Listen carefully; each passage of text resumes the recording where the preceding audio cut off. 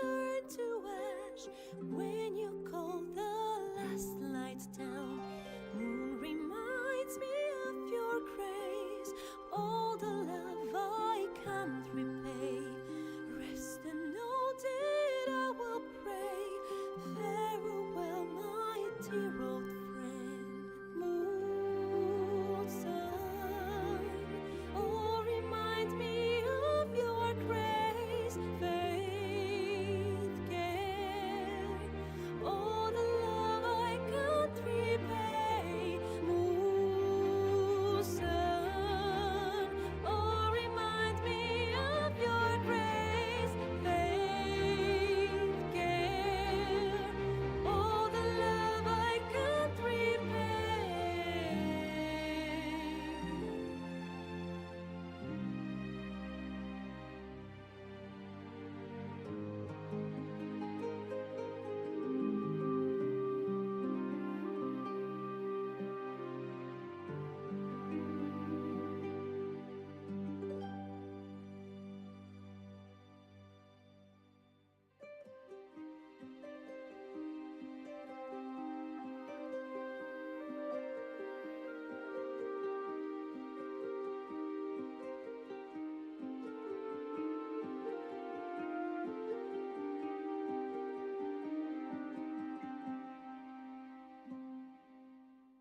Dance upon the stars tonight. Smile and pain will fade away. Words of mine will turn to ash when you call the last light down. Moon reminds me of your grace, all the love I can't repay. Rest and know that I will pray. Farewell, my dear old friend. Dance upon the stars tonight. Smile and pain will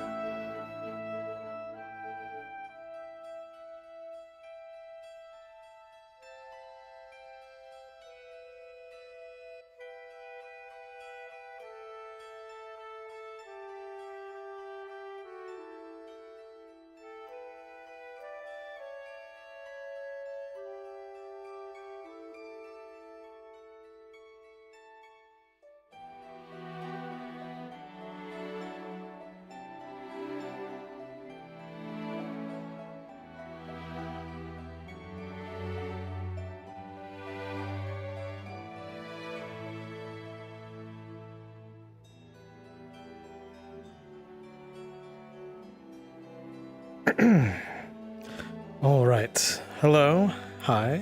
Thank you for waiting very patiently. Are you all here for my lovely birthday celebration? Birthday, hello. All right, chat. I'm very excited for tonight. Thank you for showing up so early. We could be anywhere else with your day. Let us get situated.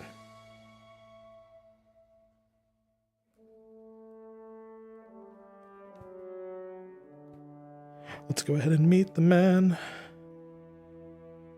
A very wholesome, a very modest night.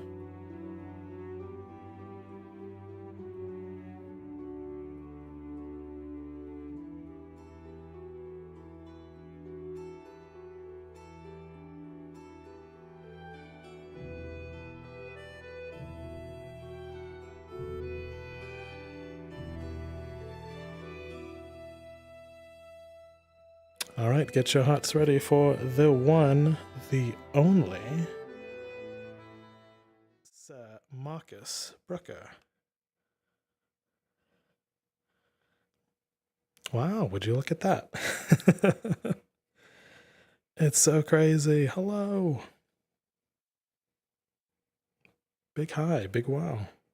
Look at this place. It's amazing. Happy birthday. Just realized I always put chat on my hand whenever I'm doing roleplay, so it's like, whoa, there you are.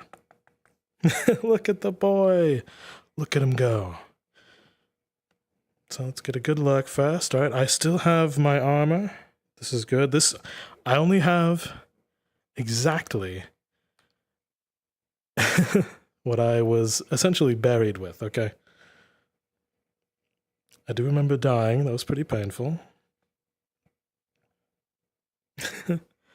Hello, let me get chat a little bit bigger on my hand. Just a tad, just a smidge. You're very small. There, bam. You have evolved, you have grown. Fantastic. Okay, well, let me first, part of the itinerary, chat at my fingertips, exactly. I should just kind of put you up, play it up. But this, welcome to my lovely, humble abode. Took me a couple days to make it. When I say me, I mean the lovely, in chat, Darth Quackers, made this awesome map just for me. I totally built it with my bare hands. I'm a builder, you know. But alas, look at me go. I got let me show you little details. These were expensive, okay? These are not easy to get fine-tuned on you. I still got the shiner though. That one's a bit no.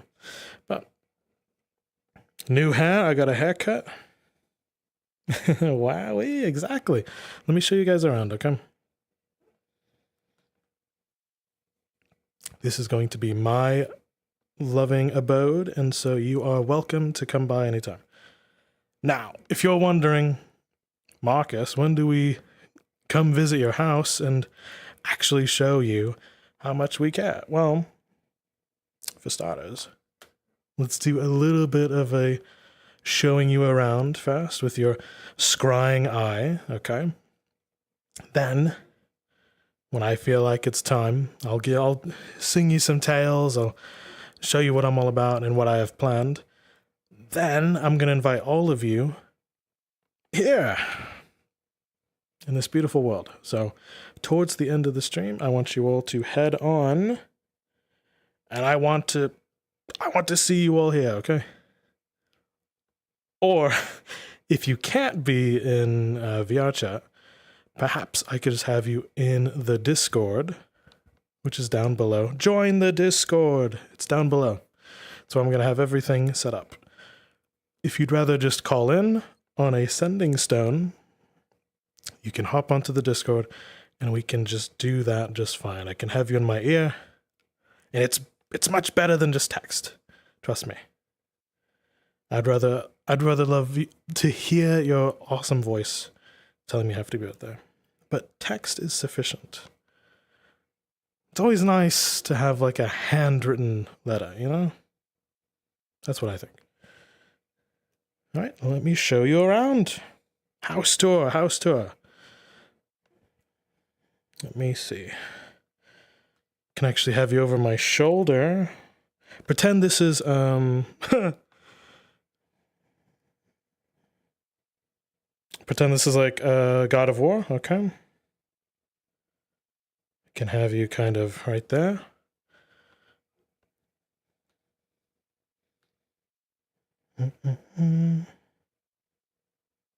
Now, please, for the love of God, don't press any wacky buttons while we're exploring the landscape, okay? We're in The Witcher now, exactly. So I am playing the role of Geralt of Rivia.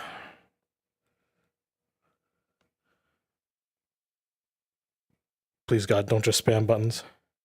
You have a cabin in the woods. Not smart. Why is it not smart? Jenny! Happy birthday, Nomad. Can I pop in for a moment? Okay. Big congratulations. Thank you. Thank you so much. All right, let's go. Maybe I'm a bit too close. There we go. We're going. We're moving.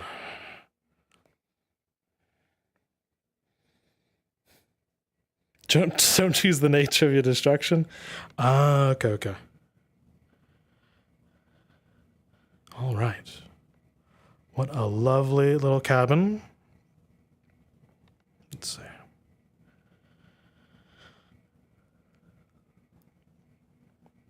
Now you'll have to forgive me. I've been chopping damn logs all day. All right. It's actually very tiring. I better not have a basement. Of course I'm going to have a basement. If you're going to have a cabin in the woods, why would you not have a basement?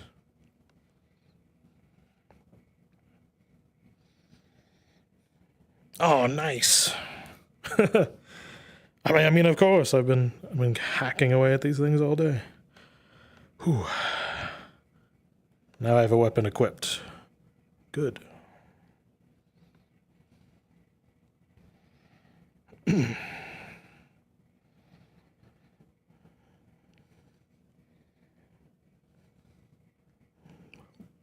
Ooh. Pretty sweet digs. I mean, totally, I've set this up. These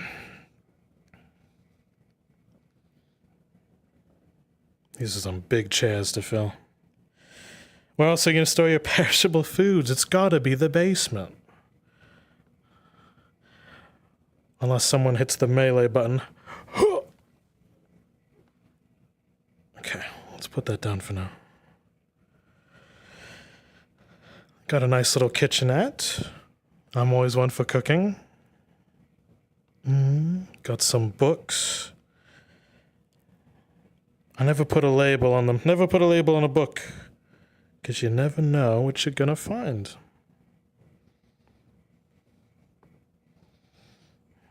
Okay. Out here's a nice little meeting place. I mean,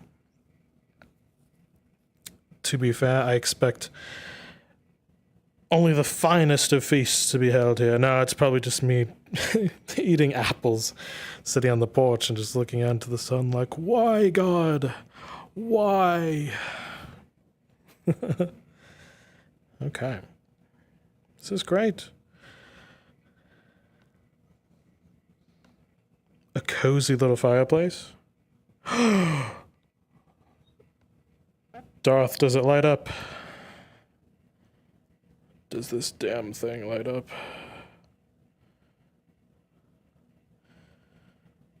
I'm gonna fly you for a second here. Whoa.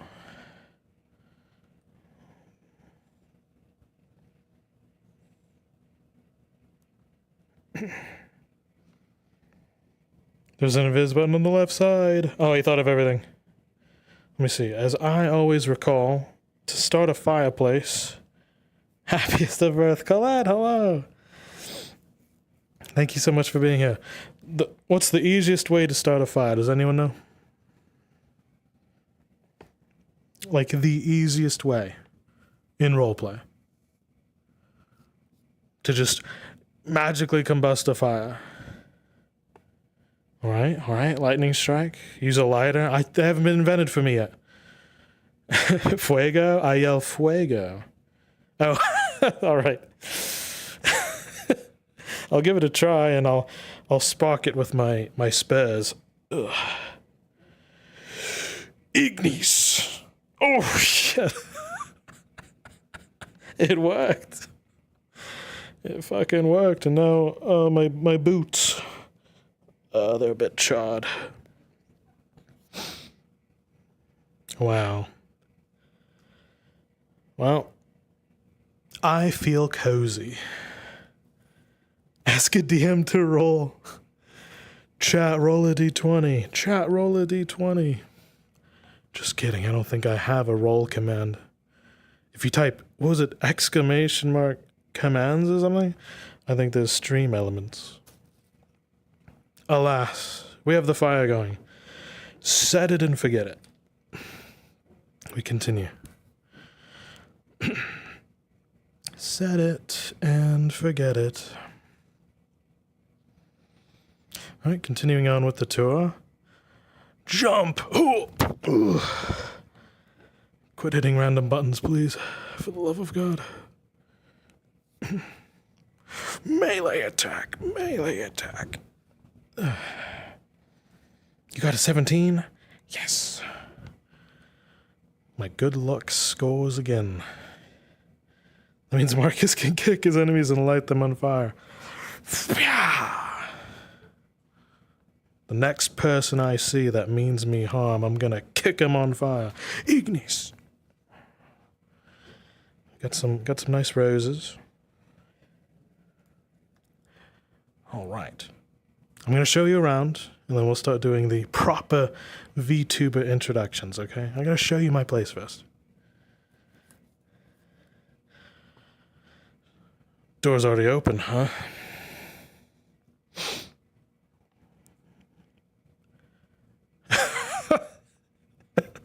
It seems my friend, my artist friend, Christos, has left me with something of my likeness. Hello there. Very handsome. What do you think?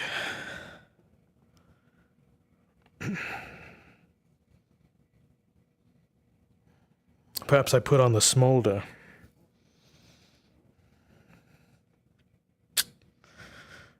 Yeah, that's the stuff.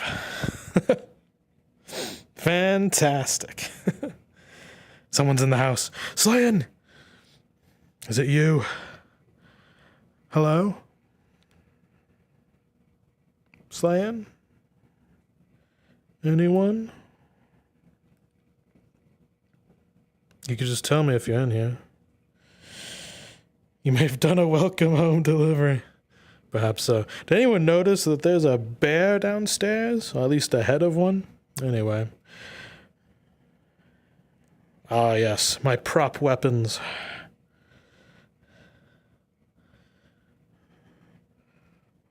They serve nothing more as toys at the moment. These are more for practice. Not something practical. The dark corner in the ceiling from above? Oh shit, I actually thought there was something there for a second. I don't know if it's the map. Oh my god. They will be in use soon. Fantastic. Listen, Slayin, you're freaking me out. Are you actually... I'm checking the social tab. Nope. In instance 1, huh? Yeah. 1 in my fucking shadow demon.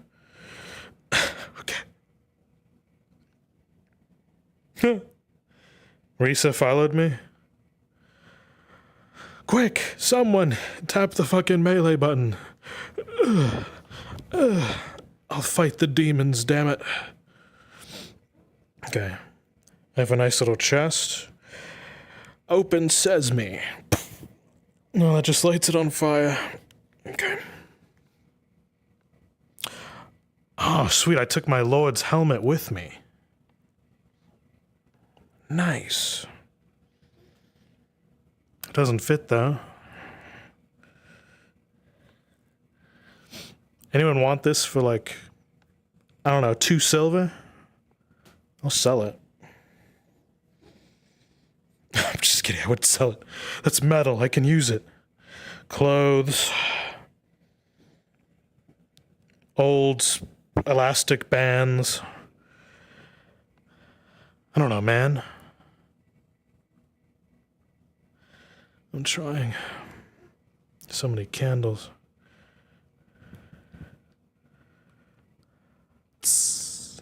Ow. Wow.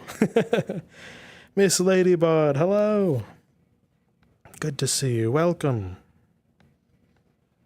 I'm just showing off the place.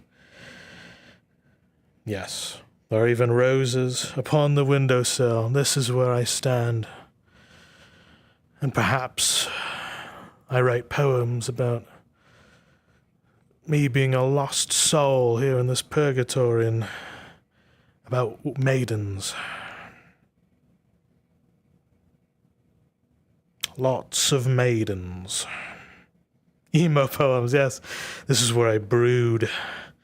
This is where I sulk. And sometimes it gets a little bit sad. But that's alright, I can weather the storm. I can survive the tempest. Absolutely. Onward. Onward. More books upon... See, there's nothing like a good book when you're about to go to bed.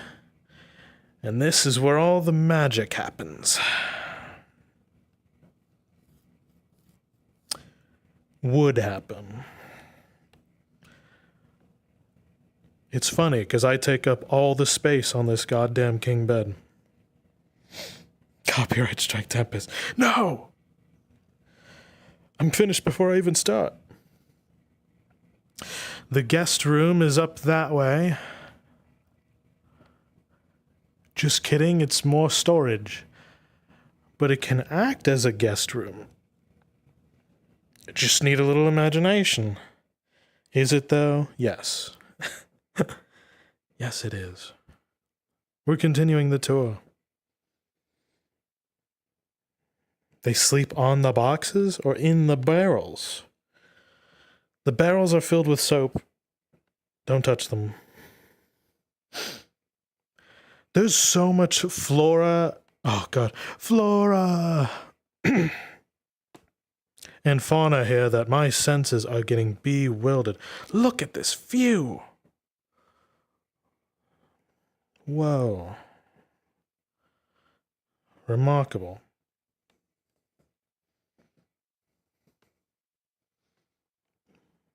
Can you believe this place has a day and night cycle? Crazy. And just a couple yards away is my lovely garden. Here we go. Nice couple of roses.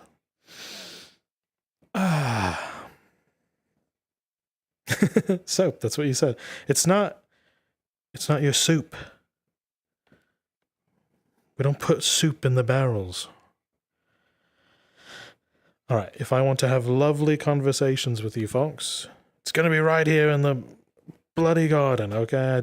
I'm a woodworker as well. I can build just about anything, including a bunch of chairs. No one is going to have an unseated ass here on my estate, okay? More chairs. Chairs as far as the eye can see. Day and night. I'm moving in, still gotta have the boxes, yes.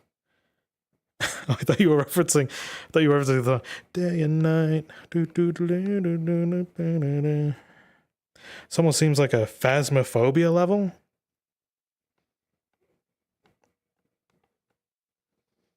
Are you trying to fucking haunt me? I just moved in here. Now, if this were Dead by Daylight, I can bring out my awesome, cool Felix named Edward Soul. But no, I don't want to play Dead by Daylight here. Yes, between two ferns. Yes. Darth, put two rose bushes in between these chairs, and we could do between two rose bush.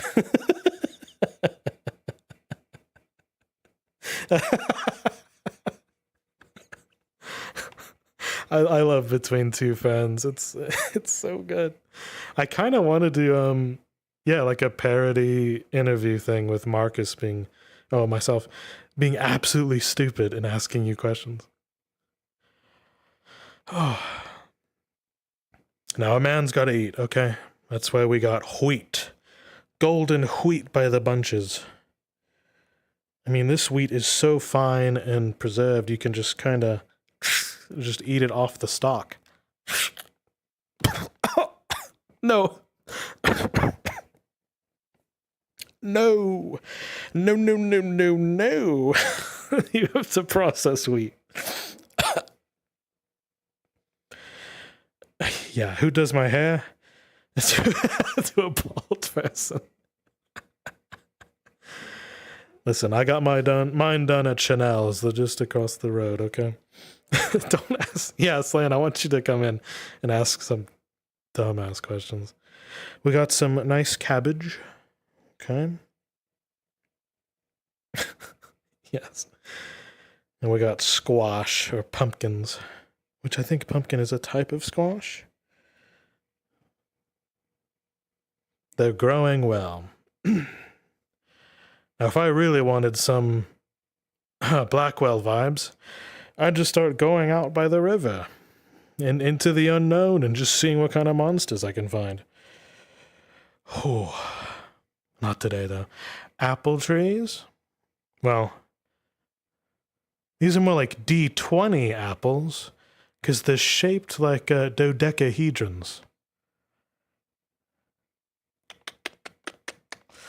Let me kick this just to grab one. All right.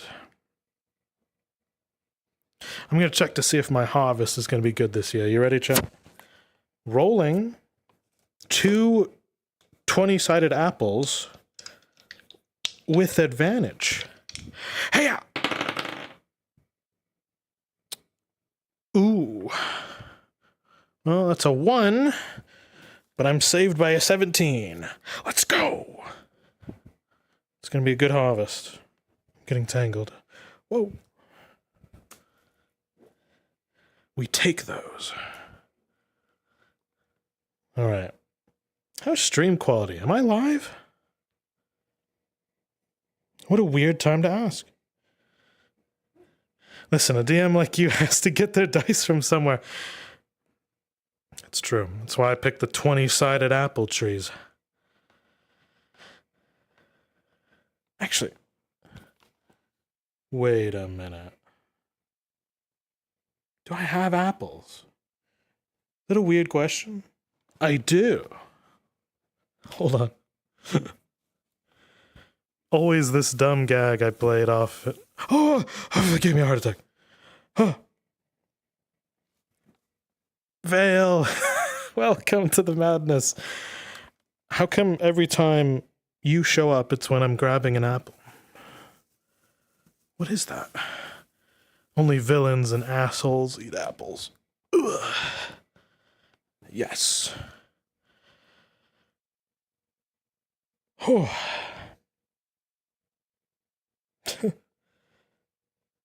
No sound effect for you?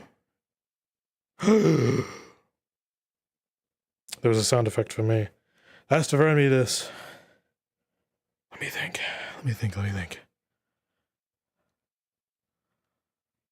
Perhaps it's in the gosh darn stream elements. But yes, welcome. The lovely Vale. Hi all, yes. Well, every time it sounds, I'll play a sound effect for you, okay? It goes like, ba-ding. It's a nice guitar solo. And actually, so I grabbed one of my apples, which is a D20. So, hear the crispness. Oh my god. Woo!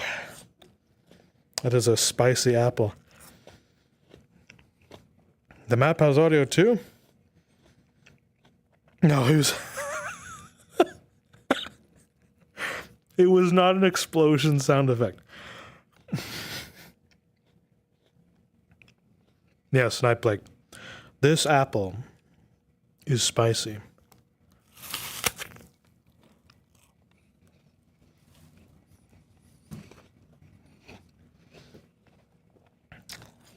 It is hot.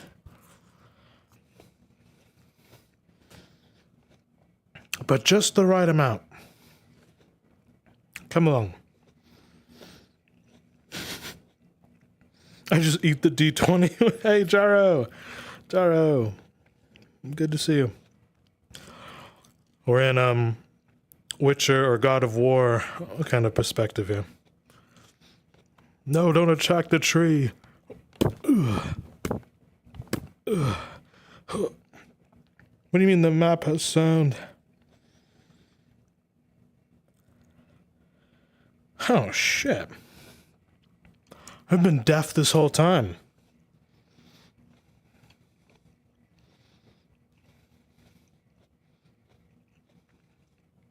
Oh, no. Those are ravens.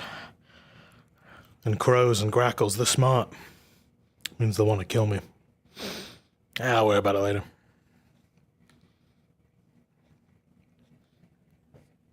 Protagonist perspective.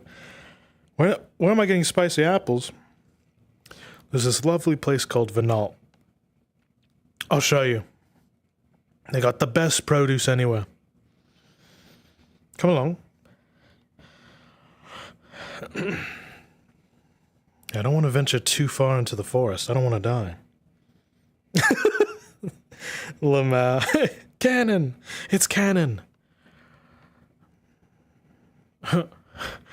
I can't wait for one of them to say, what do we look like? A bunch of warmongers? Roll credits. For those that don't know, yes, I'm one of the GMs for a little project called Warmongers, ran by Darth Quackers. You can refuse all you want, it's optional. Woo! I can see some of the people in the project are here. All right. Continuing the tour. If you're gonna have a nice spot, you gotta have torches, okay? These are nice, made out of quality stone, okay?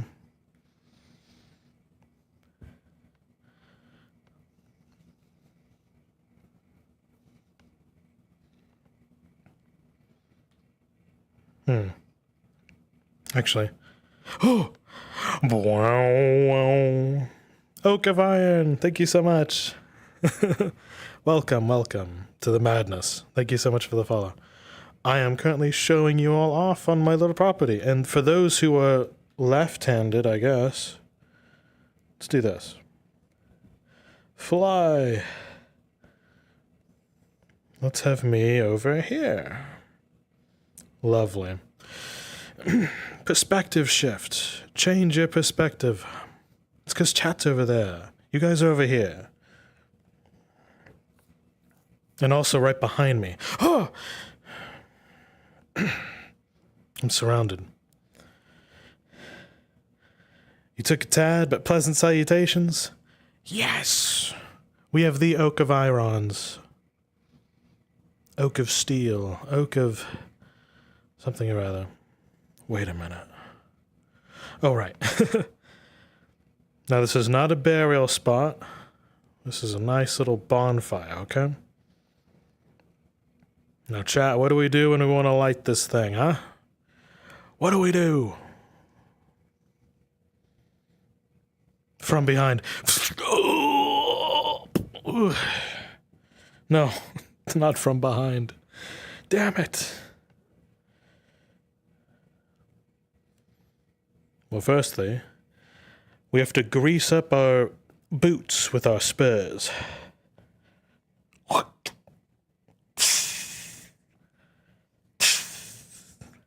Because I need something to set a spark. Then you hold your trusty wooden pillar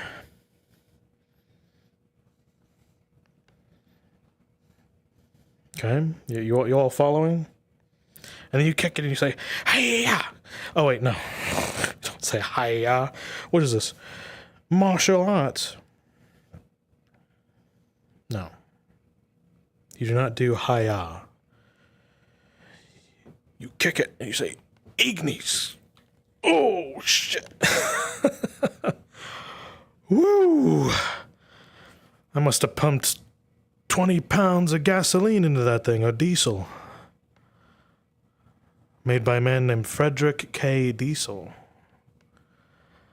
That is a scorcher. Even my arm is showing it off. Wow. That is nice.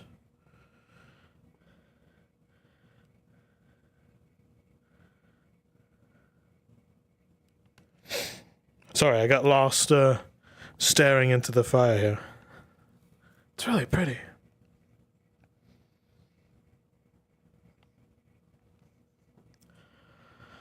I'm like one of those moths that you see outside who just are drawn to the flame. No, don't do it. Who we cooking? We're not cooking anyone. This isn't Sons of the Forest. I don't believe I'm besieged by cannibals. Hello? I'm not cooking anyone. I'm very familiar with flames. I think I'm more resistant to fire than most because I've already been burned, you see? That's not how that works at all. Don't do that. You don't really build a tolerance to something that lights on fire. We have to cook someone. We're not cooking anyone. Well, listen, if you have like a pack of marshmallows, then maybe. Why are they called marshmallows? Are they from the marshes? They're soft, pillowy mallows from the marshes. Himbo Knight, Renan, good to see you. Yes, I will be your... I don't know if I'm a himbo. Am I really dumb? We can make a s'more. We can make some more. S'more? You'll get a witch hunter. Bane! Wow, the banes of my existence. Ugh. We're not burning witches here. But instead of crackers, we can use people... Nightblake! You can't just call people like me crackers, okay? That's our word. Joking. Wow. Joking. Ooh, we cook people and then we eat them with marshmallows. No. No, this place is not a cannibal refuge. This place is not a cannibal refuge. No, definitely not. I know cannibals are people too, but they eat people.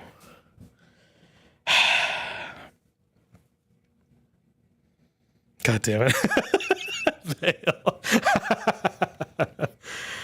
Boy, I can't wait for the upcoming RP projects. Do you want snackos?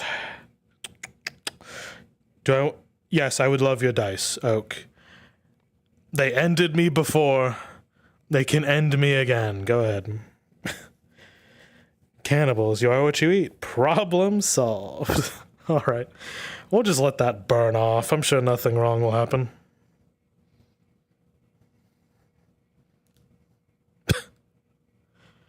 Man, this... I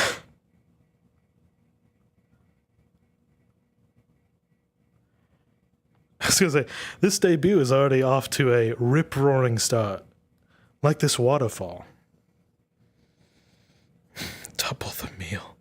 No.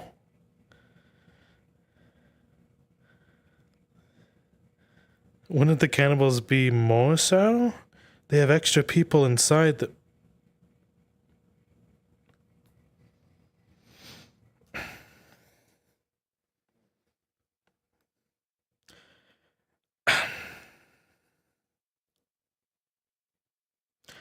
How do I explain this carefully so that you don't get the wrong impression here? This place is a nice home of non-people eating people. Right? Like, should that have to be said?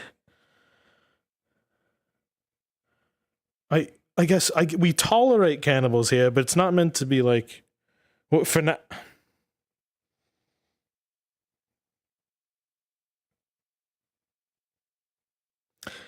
Slayan, I swear to God, you and your Fallout New Vegas ways, if you raid my encampment and make this into some raider haven and turn this into like the cons, I'm gonna lose it. Okay, I'm gonna fucking lose it. Pause. You're not, what do you mean you're not welcome here? No.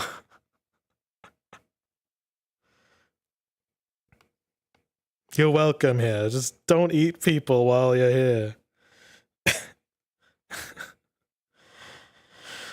God damn it. Yes, join me at the waterfall here. Why them? Worst faction ever? I don't know.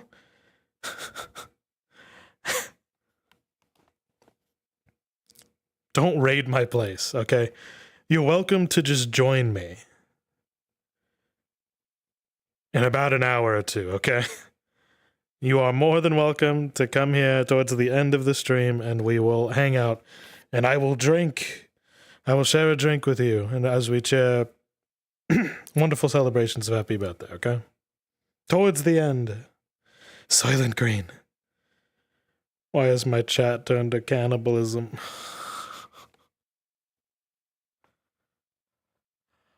Oh, what if they were cannibals the whole time, Marcus, and you didn't even realize? Fair point. That's fair play. Alright, well, I'm just gonna have to get used to you all. We're gonna be stuck together for a while. Oh, okay. One sec.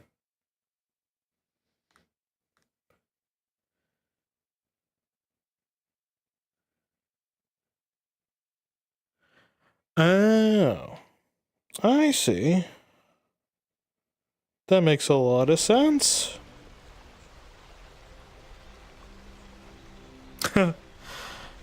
Gotcha. I've been playing just weird background music the whole time. Thank you, thank you.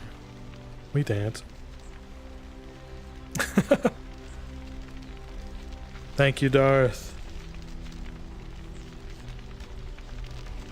Wow.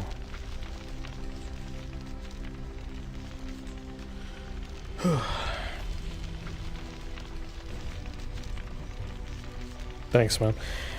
I'm just gonna have to get used to people eating people on my property. Do I have to make laws for this? It'll be fine. I think.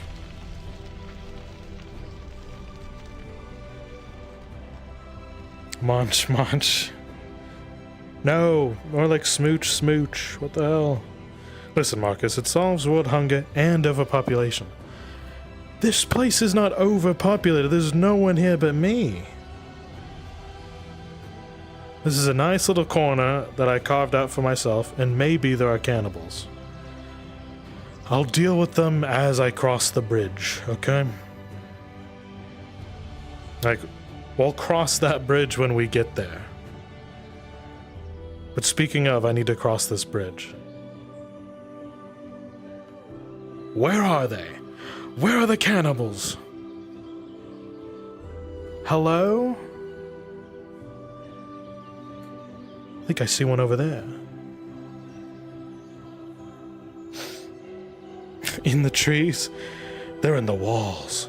They're in the goddamn walls! Ah, there's Soda.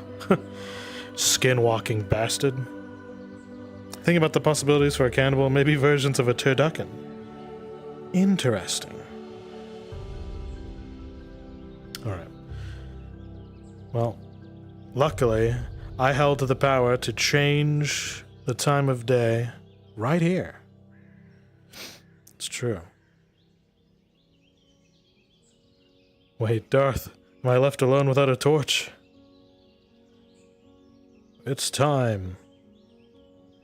Change places. I'm gonna grab this orb, and supposedly... Oh, God! I can change the time of day. I can move the sun! I have the power of the sun with the palm of my hands! Whoa. Oh!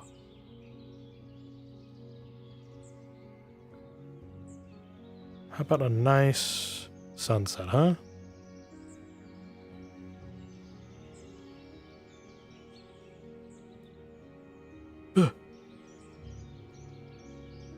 It's at the cabin. Okay, good. It's nighttime. Oh, wait. Now it's nighttime. Bam! Oh. There's something in the forest. It's me. Alright. Now we're doing a stealth mission.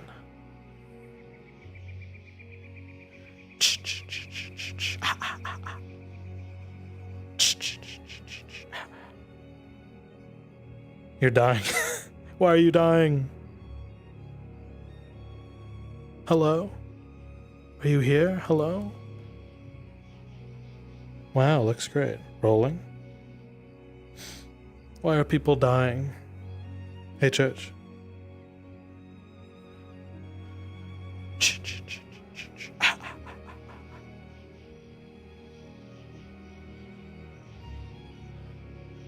Look at all this. Whoa! Bonfire looks great from here.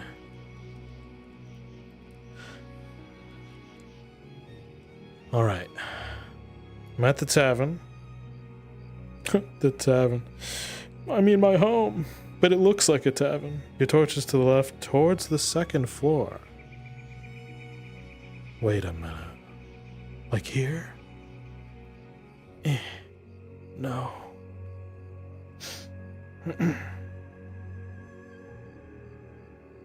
Wait a minute. My favorite torch. You came back for me. You're as big and thick as the day I made you. Oh my God. This thing's huge. I have to hold it with two hands. There we go. Black wheel. Power of family. What? What does that mean? Ah!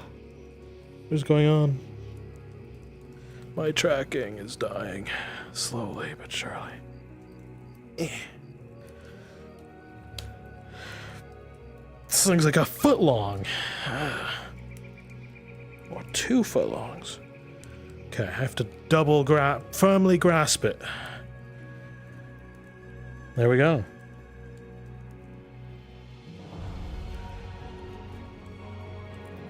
Well, this is just how it is.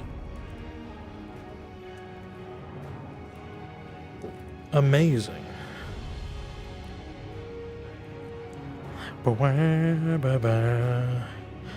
Dodge the fire. Dodge the fire. Man, this is so cool. That's right. The best part about my new place. It's got a giant hot tub. Isn't it glorious? It's a giant barrel, and there's a bonfire under it, so I can heat up the water. Yes! We gotta kickstart it.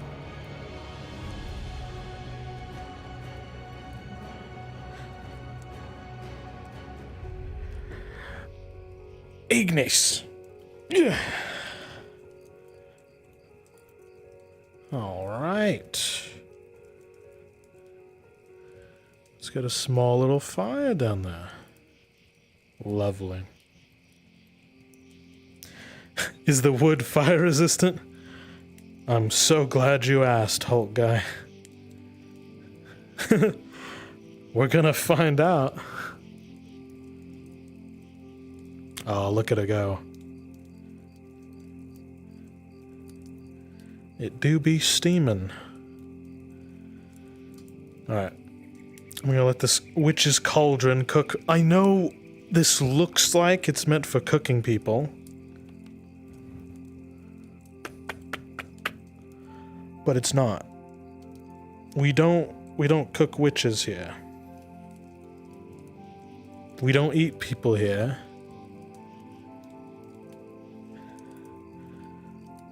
This isn't really helping my case. It's alright. That's gonna heat up.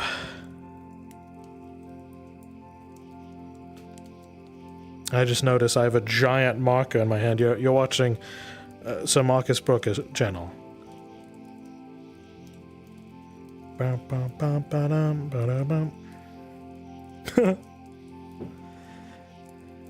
Stew, huh? We're not sweetening the stew. We're not stewing people.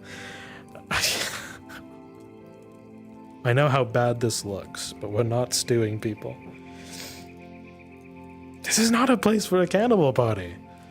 Although you can have a party here, and coincidentally you can have cannibals here, but it's not meant to be a cannibal party. Watch, I'll jump in. Actually, no, I don't want my armor to get soaking wet. Listen, if you make it better, you'll be the sacrifice?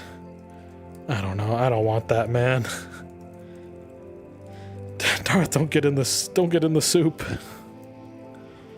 Oh, man. I don't want you to turn into soup. It's big enough to deep fry people. Watch. I'll get in, and I'll show you that's not the case, okay? I could probably just put this here. That's fine. Okay. Let me climb in. Just to show you, that's not meant for that. Yeah. Well, I'm in. And as you can clearly see... Actually, let me get away from the torch. Ah! Look.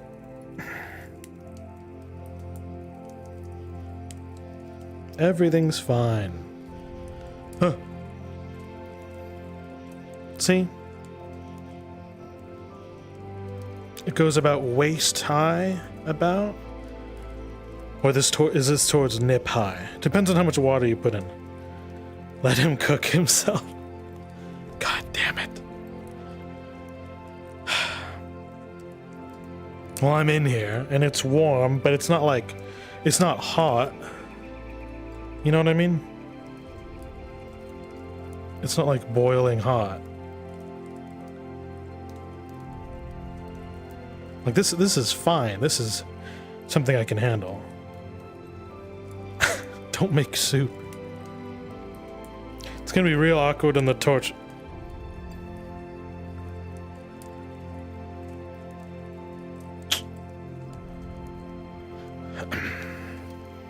Will not fall in the water. Firmly grasp it. Okay. That'll stay there. And if there's any cannibals out there, this is not for soup. This is a nice hot tub, okay? I'm not stewing myself. I'm saving myself for marriage. That's not the point. Let the man cook. Himself in his own damn hot tub, okay? Alright. It is past the hour. Is now the time to show off my cool little VTubing introduction? Maybe. Or are we just gonna stew here all night? No more vegetables. Why is this a bit?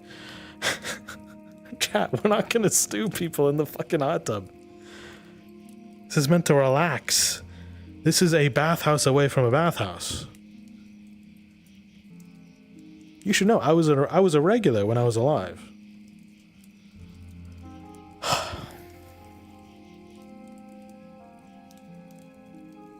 I gotta eat something other than apples?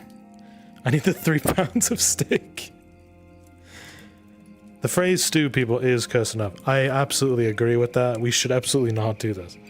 What about bath salts? You could salt the bath, but it's not for cooking. God. How did we get here?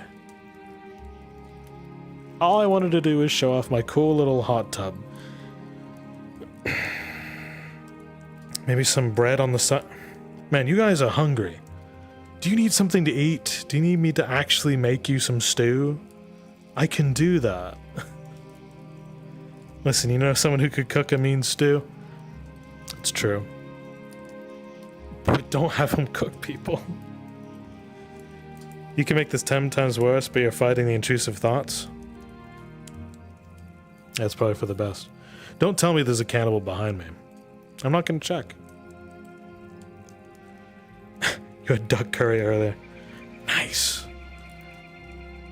Just be satiated with your duck curry.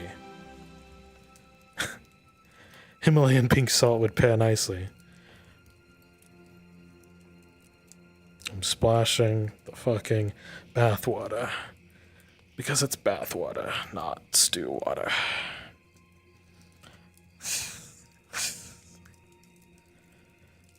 You don't know if you want to. Okay. I have shown you what is here on the map. It is time for our lovely little VTuber introduction. Chat, are you ready? Or do you want to stew here for a bit longer? I was already cooking in my steel armor when it was daytime. Now I'm stewing here in the pot. Ads? Okay. That's fine. Ads, we can wait. Now you gotta go to the bathroom. Give you 5 minutes. Okay. I'll give you 5 minutes. Let me wait for ads. Ad time, ad time. I need a drink. Not the... I know this looks bad.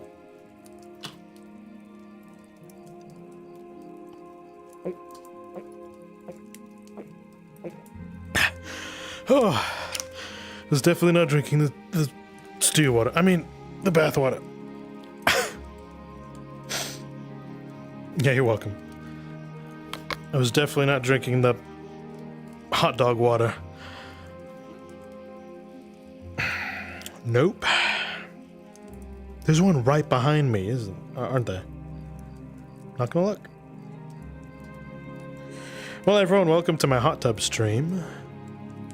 Yeah, instead of just wearing nothing at all, I'm in actually the reverse. I'm in full armor.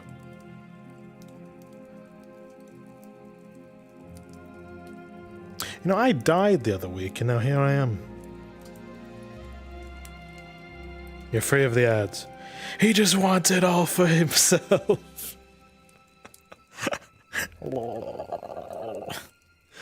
No, I don't want... Fine, you know what? If you're here, you can have all the people water you want. I don't care. At this point, I don't care. Okay. You are free of the ads. Let us set up for a little thing here. So let me grab this torch. Yeah. Okay. Get me out. Okay. Graceful, elegant, lovely. Let me see. Let's get the proper light of day. Oh boy, stomach infection. Here I come. Yeah, you don't want that.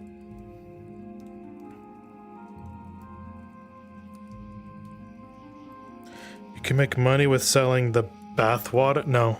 No, we're not doing that. We are actually not going to do that.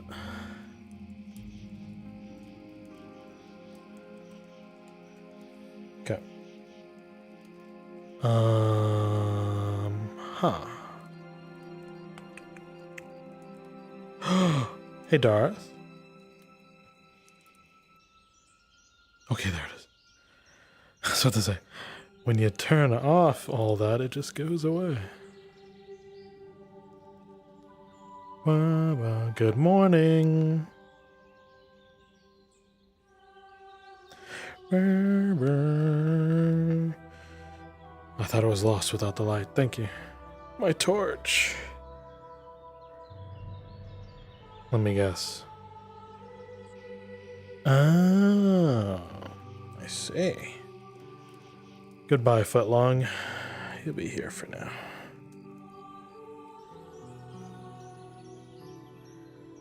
How do I call it that? Dumb. Stupid.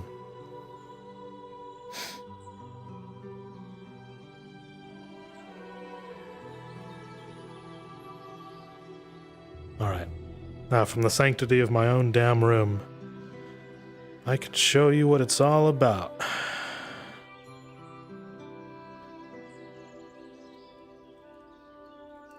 This looks nice. Okay. So let me position you in such a way.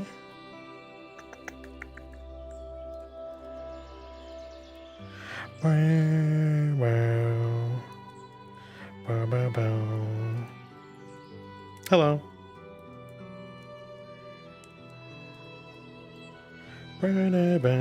Hi. Hello. Okay, we are leveled out. Perfect.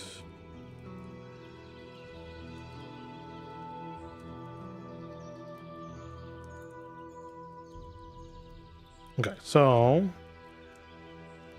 what we can do now is show off some cool stuff. Let me get this situated. I wonder.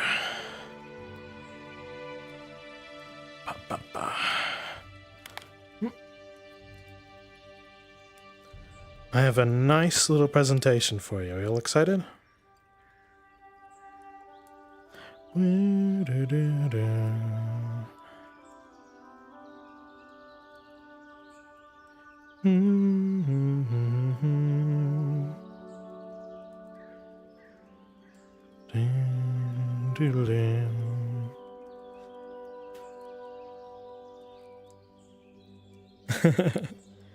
Yeah! Get them moving. So, I think I should be able to have these pop up. And if I do, I believe, green screen? Oh no, I just turn off the mask.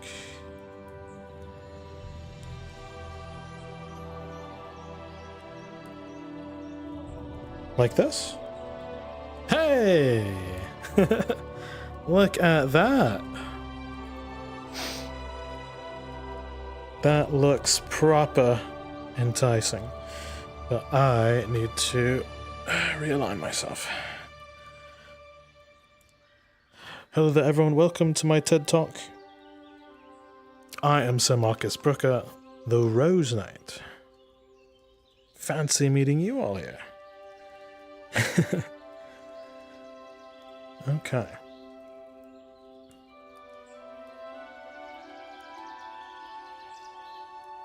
Big excite.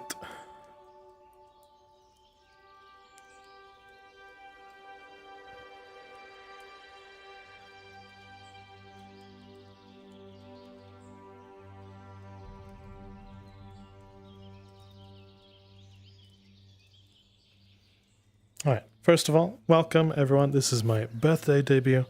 So if you wish to do all the fancy things like donating and gifting, wait!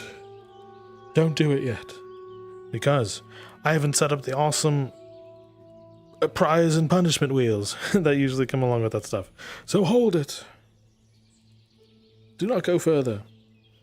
And also, only sub and whatnot if you have the means for it. Don't ever give me something you cannot or are not allowed to give out, okay? All right. But absolutely get it for the wonderful, wonderful emotes that we have today. So, here we go. First thing to show off. The fit. I mean, look at this. This is made by the lovely, I'm blocking it, Hellbite. They were absolutely lovely to work with. An amazing title card with lovely colors to suit it. Now this is for if anyone wishes to do any kind of artwork. I'm sure I will have a tag at some point for the Twitters, but absolutely for the Discord. And if I wanted to, I could go ahead and put on this helmet. Ugh. Don't have the helmet. Crazy. Soon enough. Let me see. The lad. He looks so big in comparison. Why can't I be him? Why can't I be him? Oh, check it though.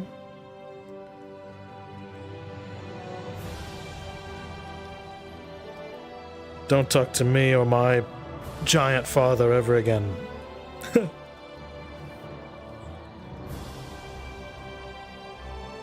And of course, we have to show off our little expressions here.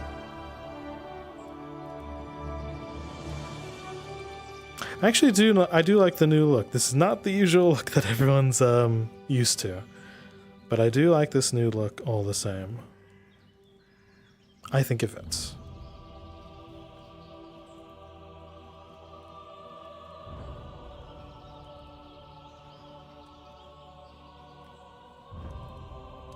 Wow. Great stuff.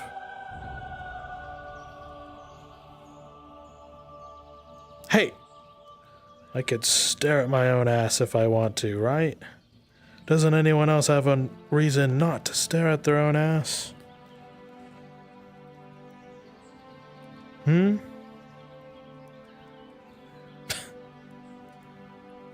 Nice new fanfic materials. God damn it. Amazing. This is Marcus if someone hadn't thrown a spicy chicken wing at his face. Why would you do that? Why would you throw a fucking chicken wing at my head?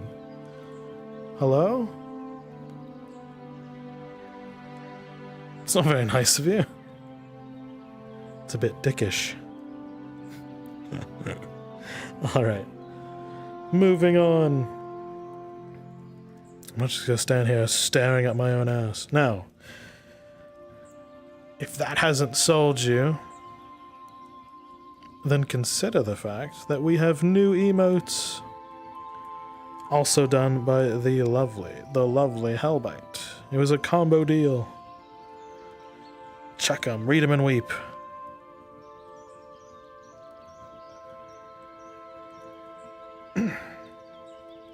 We was aiming for the big stew pot. That's what you were aiming for. These can be yours if you subscribe today, or if you use your Twitch Prime, which you get if you already have Amazon Prime. You can subscribe to your favorite Twitch streamer for free. It's wild, it's wacky, it's crazy. And if you check now, all of these can be yours. Exactly. Okay, we've got a nice little wave. Okay, we've got contemplative. Nice smelling of the roses. And, oh, blush. Ooh. Lurking. If you're just the type that wants to come in and just kind of say, hey, I'm here, but I'm not really ready for a conversation. Well, you could just be lurking. A good old lull. We have lots of lulls and laughs here in this place. Sad crying. Don't make me sad. Don't make me cry. Don't hit me because I'll hit back. I won't cry. And wow. Amazing stuff. Thanks.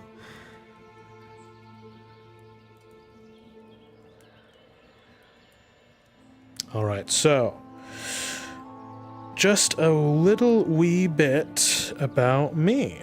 So, hello. I am Sir Marcus Brooker.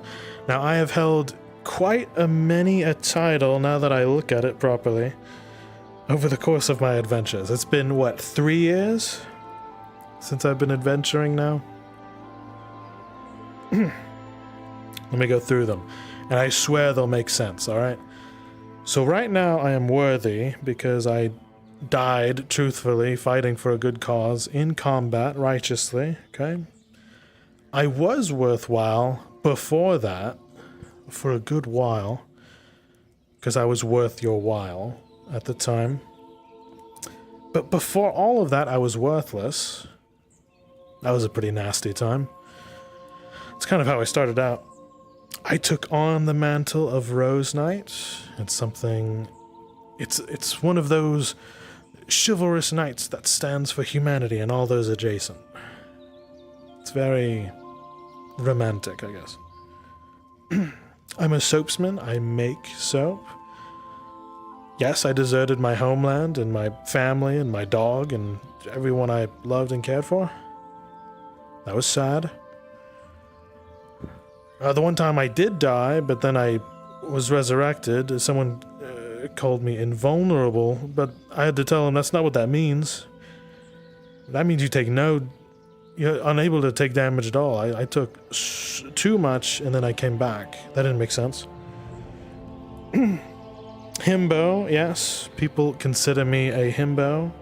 I take that as a compliment, as I am very attractive. Although I might be lacking in the brains, that's fine. Other people can think for me. I don't know if I'm a himbo, but we'll find out. I've been called the Architect, last of his kind. I thought that was pretty damning. I don't know what that meant. Not quite sure. We'll figure it out. Marcus the Merciful and Marcus the Survivor. When Magistrate Dorst decided to say, hey, Marcus, perhaps we should call you Marcus the Survivor, because you're the last known Imperial this side of Ireland. And then he did a hearty chuckle, which kind of pissed me off, but oh well. I survived and then I made it to here, right? Marcus the Healer. I dabbled in healing people. I was a combat medic. I was able to treat wounds. I think I still can if I get over the fact that I had to cauterize 30 people in one day. That was a bit traumatic.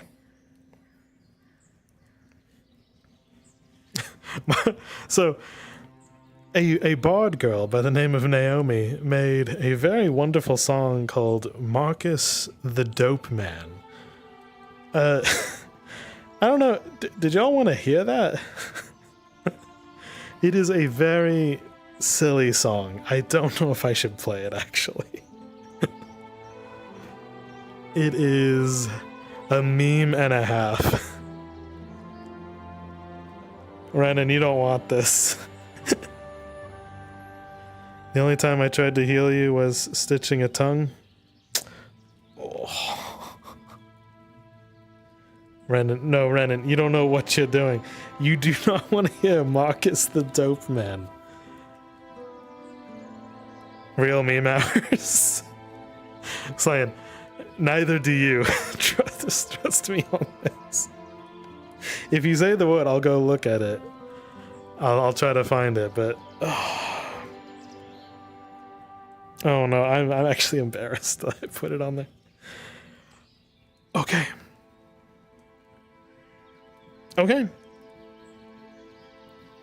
Let me pop onto the Discord to see if I can find it. Oh boy. What a travesty. Okay. What have I got to lose? Except my dignity, perhaps.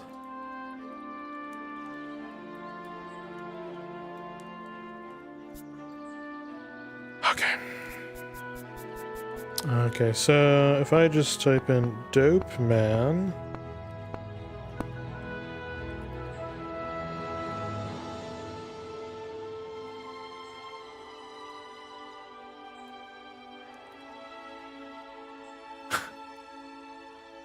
No. I can't believe Lone mixed it.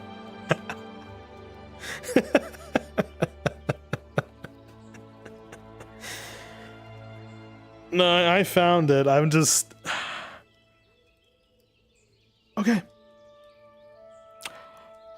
Okay.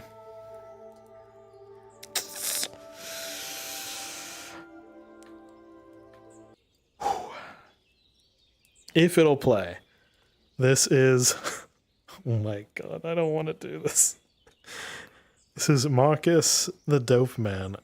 Final version .mp3. This is some real trap shit. Real meme hours.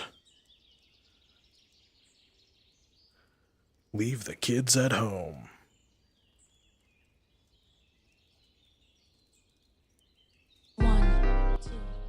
Oh no. Once he was worthless, searching for meaning, ever dreaming. This man wandered the streets, beaming and cleaning, ever looking to help those who were down on their luck. And if he had an opportunity to make a quick buck or two, scrubbing spit, shining thorough through and through, offering scented soaps for the people. All right.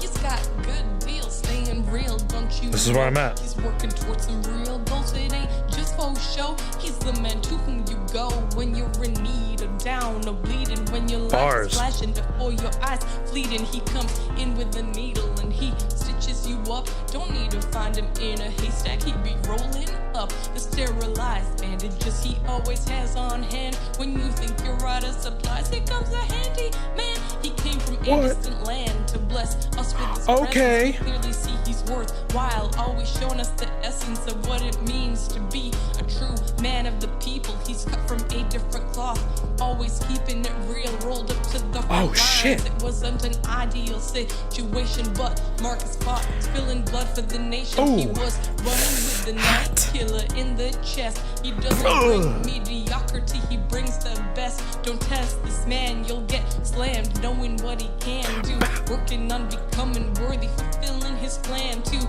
shine among those who would do us dirt. You try to get him from behind, but he be stabbing you first. From behind, bitch. Hard work, and when he picks up arms, as long as he's on your side, no need to feel alarmed. Stick by his side, you'll get far. For him, this is just par for the course. He's got a source of infinite potential, bringing energy and elevating exponentially. Cause he's free, don't tell him what not to be.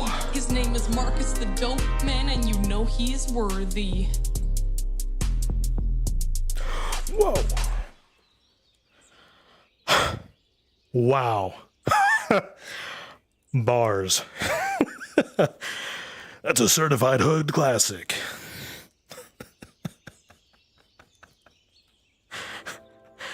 Thank you, Naomi, for making that so long ago. Wow. Why did... That was... What was it? 2.5 years ago.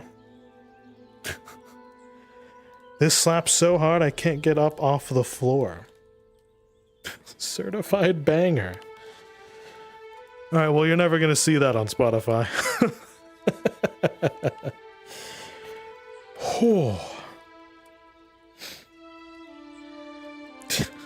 Don't write that down, Renan.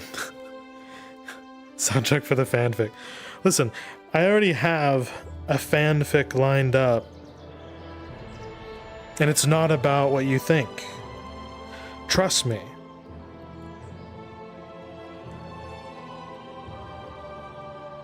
Okay. Anyway.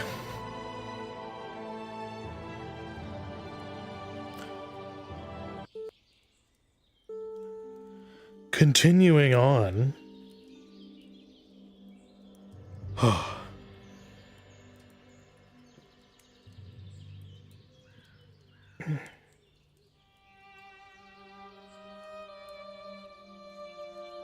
Jeez. So that's Marcus the Dope Man. I was a generalist for a time because I was able to make anything out of, like, well, not everything, but out of wood, stone, and cloth. So all of the stuff you see in the house, I made. I made that. I was a siege crafter for the time in the Imperium. I made siege weapons for them. It's not easy. I'll let you know that. People thought I was an Imperial spy for a time. I'm not one ever. I was never. Actually, that's just a title they gave me. Okay, you believe me, right? People just say that people just start witch hunting for a spy all the time. Ladies, get yourself a knight that can make a house with his own 2 hands.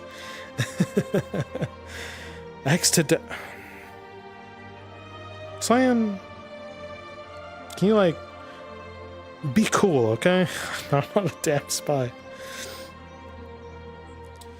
What are you talking about? This is the smile you can trust.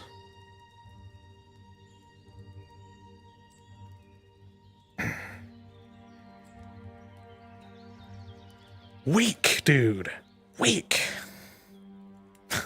Maybe you're the spy. You. Right there. And right there.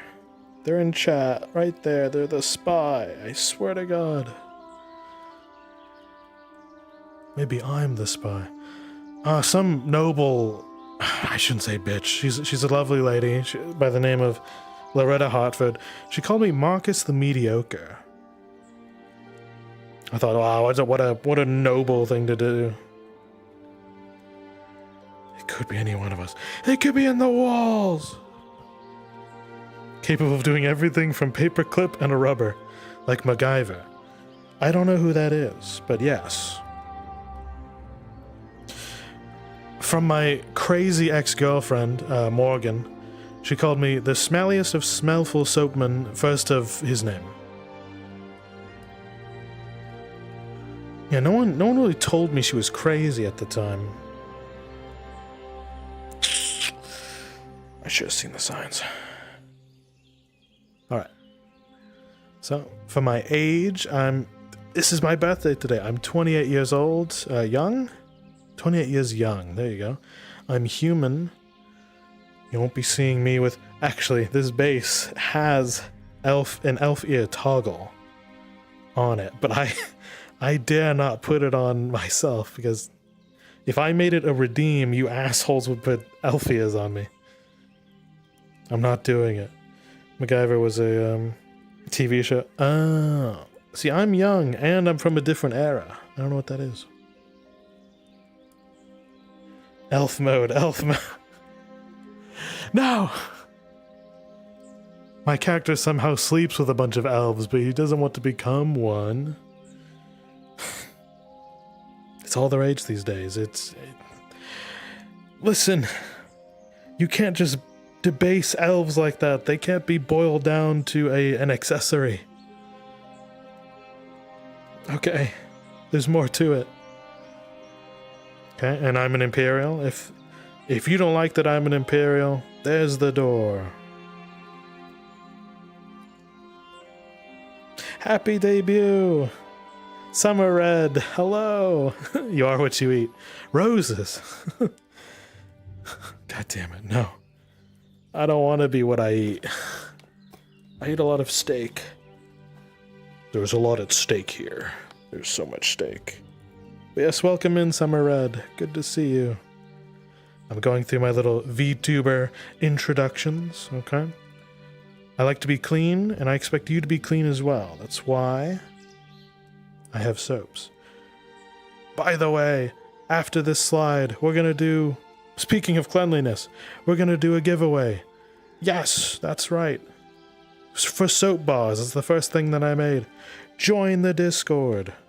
That's where I'm gonna do all my giveaways. Join the Discord, it's down below. Once I'm done with this page, we're gonna see. I'm gonna get you scented soaps so you can smell nice, okay? I don't want you coming in here all ragged, okay? And you should smell nice. Don't be smelly coming here into my chat. You'll mess up the groove.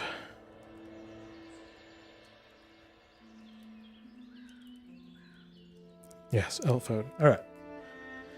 I like strawberries and all things sweet. Fire. Man, almost everything here is flammable. Gardens. I like poetry. Now, you might think, oh, these are just fanciful things, Marcus. Yes, I am a romantic. I do enjoy a nice poem reading now and again. Is that so much to ask? I'm a knight, so obviously I abide by the code of chivalry. It's part of my daily life. I enjoy architecture. There's so many ways you can cut into a building and make it yours. And I have a hopeless addiction for maidens. I mean, they're lovely women. Maidens are lovely. And while I might not have any here, we'll fix that, okay? What? No maidens? It's not the case. My dislikes. Maidenless.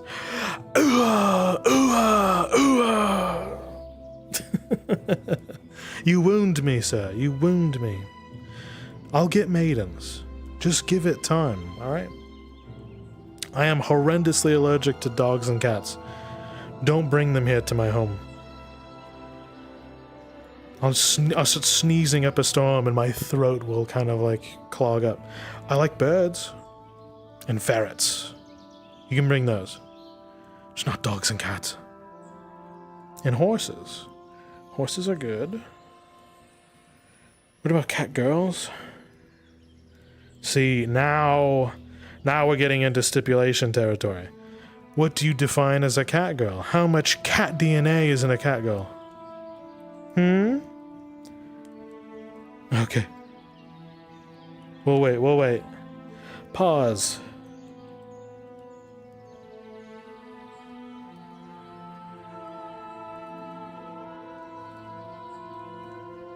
Pause for ads.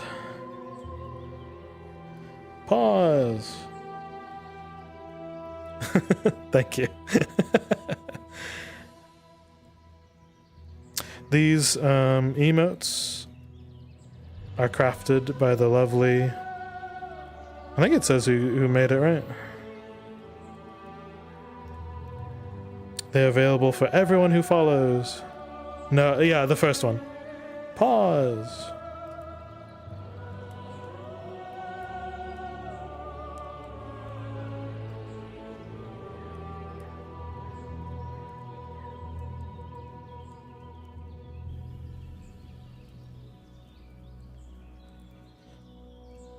So we can't bring Night Flake either. Okay, welcome back. So, anytime there is a... what do you call it? Anytime there's an ad, I'll just kind of... I should really make it like a scene on stream to where everything will just pause. But now that you're free, we can continue. Yeah, ads... They kind of have to play, but I don't want to continue without everyone here. That would just be disingenuous. Okay. Horrendously allergic to dogs and cats. I don't know if I'm allergic to cat girls. Or cat boys. Or dog girls. Or dog boys. I don't know. We can try. Dog boy. Raccoon girls. I don't even know how I deal with furries. I'm gonna be honest with you. We don't really have them where I came from. Because anything that was different than human was like religiously slaughtered. So if there was a cat girl at the time, I would have no idea. I'm okay with fish people. I'm not allergic to fish. Or shellfish. Or fish girls or fish boys. Depending if you're allergic to fur or saliva. Ew. I'm not gonna be swapping saliva with some animal people. Are you crazy? So no dishonorable fungi, animal puppets. Marcus! A fellow Marcus is here. Welcome. Good to see you. Happy birthday to me and Jamie. Fuck you, Jamie. It's good to see you. What about woodmen? I don't know. What, people made of wood? Sure, why not? Speaking of which, puppets and mannequins. No. No. I don't like things that like represent people and they're made to look like people, but they're not. You get what I mean? It's too strange. It's just unsettling. I don't know. Maybe that's also tied into my fear of Warforged. Yeah, I think that'll do it. Oh, God. Alright. Fungi. I hate shrooms. It's part of the reason why I became a raging lunatic and almost killed my friends. What do you mean? Why are you sniffing? Don't sniff. Get away from me. Yes, I smell good, but that doesn't mean... Why are you sniffing? Sniffer? I don't know if I have the... What's it called? The emote thing? It's called like 7 something. I thought I had it set up that I have like an extension for more emotes. Sniffer. You could try... I can't see it on my end, but you could try on yours. So Rose... Oh, it does work. Yeah, so I do have the add-on, whatever it's called. I do have emotes tied to the third-party emote thing. So I do have a Rose Sniff emote that is on tier 2. Subs at the moment. If I get more slots, I'll add it to the main thoroughfare, okay? I only have enough for, I think, 6? Yeah. I would have to get more subs. Oh, and dishonorable acts. Just don't do anything I wouldn't do, and we'll get along just fine. Speaking of, go to the Discord, because right now, we're going to do the giveaway. Let me go and type it in. We're giving away scented soaps.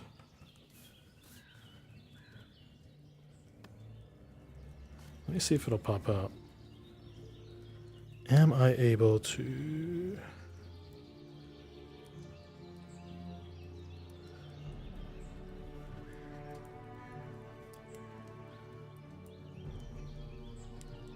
Oh, well, let me see.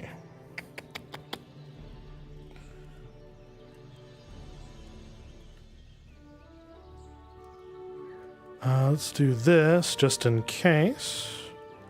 While I get that ready.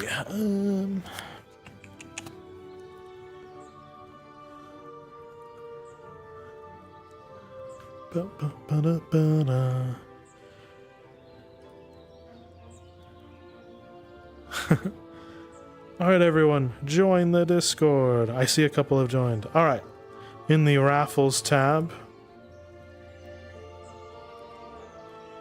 Painfully, please. Can you see the raffles tab? This will make for great bullshittery. Those bitches have candy? No! Don't steal the candy! Alright. /G create. Alright. I wish to start a giveaway. Yes. Okay, good. So the only thing that will matter is if you're able to do an emote. So I will say 5 minutes. Yeah. We'll say 2 winners. 2 people get scented soaps. Now, here's the thing. If you're comfortable with me mailing you soap that I actually made, I will send you scented soaps. If you are not comfortable with me sending you things to your home, we'll work it out and you can have a gift card to buy scented soaps. And that is A-okay with me. I just want you to be clean. Bam! Let's see if it worked. I'm not gonna click it.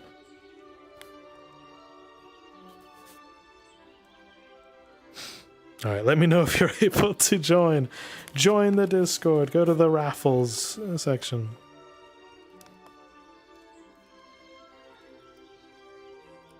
It's in Discord. Yes! Absolutely.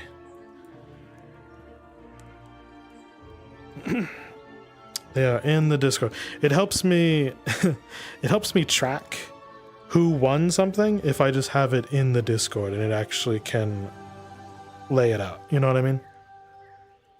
Because if I do it here on Twitch, it's probably going to get lost somewhere, honestly. I'd rather have something that actually lists out what people won. Rose Night Soap.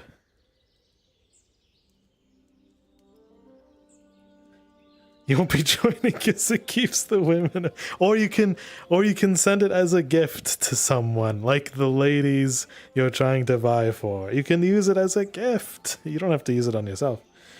Very nice.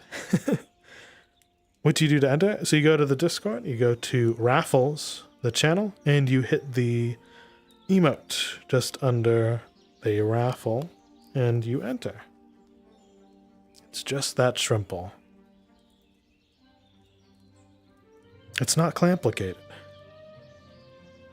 Can you throw it at people? Listen, what you do with it, I have no control over once you have it. Ideally not.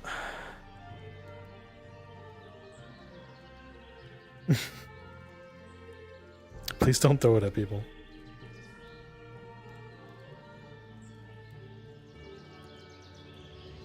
Absolutely. Alright, I'm gonna let that soak. Welcome, newcomers. Welcome. Join the raffle.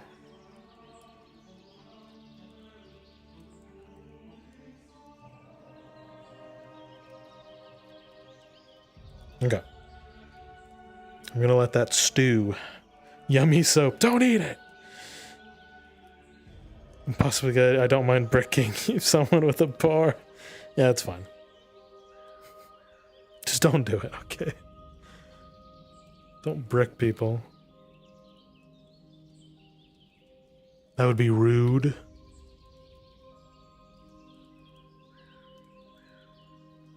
That'd be so frickin' rude.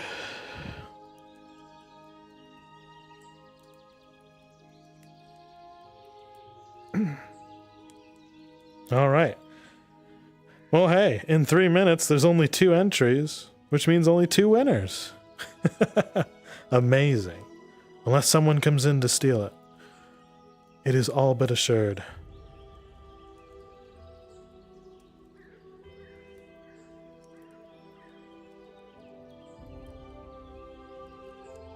Okay. Nice, 100% win chance. Yes!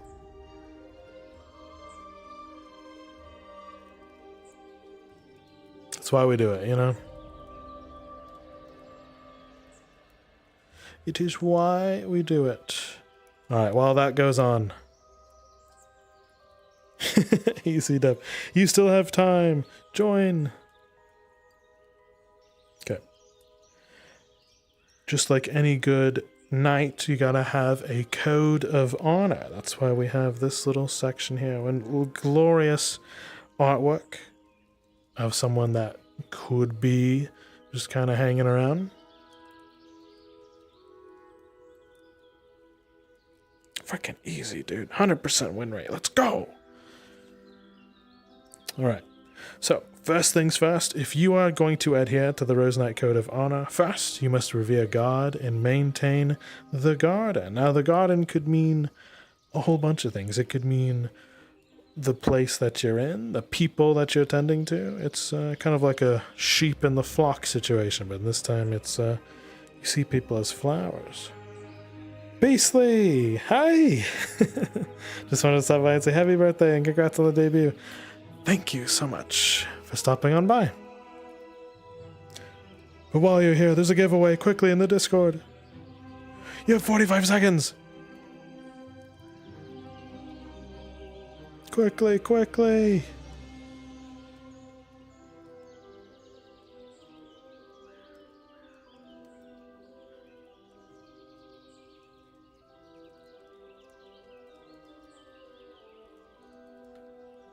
And there it is.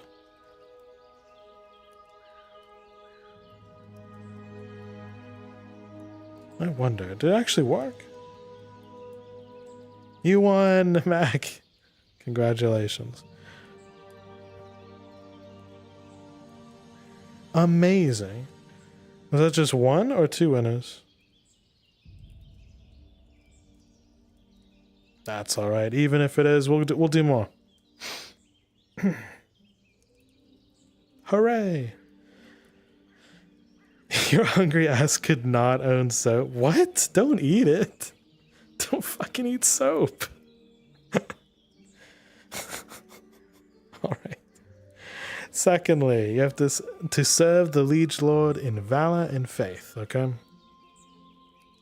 I had a lord, although he was a leader of like a enemy kingdom and such, but what? What do you mean, or what? Mag, I'm glad you... Honestly, you deserve the first bit of soap that I make while I'm here, honestly. The best kind of soap is the crunchy ones. And here people are talking about eating soap. My God. All right. Number 3, it's to protect the weak and the defenseless, okay?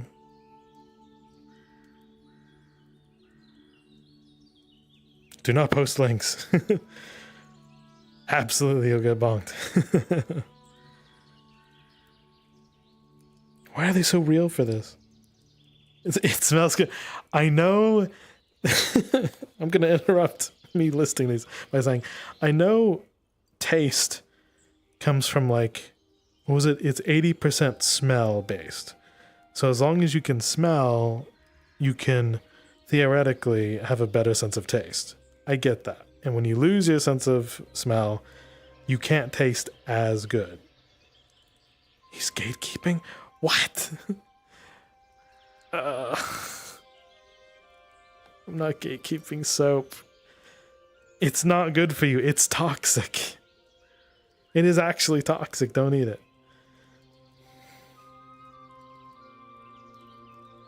Are you guys just hungry? Do you need to eat something? Just go eat something normal and then... Nom nom nom nom nom. You're very full? Good. Eating people is better than eating... No! That is a logical fallacy. Do not play into that. We are not saying eating people is better than eating soap. Yeah, that tracks. Yeah, that steak I mentioned earlier sounds delicious. Yeah, 3-pound steak. Oh, God. Eating fungi better than eating soap? Question mark?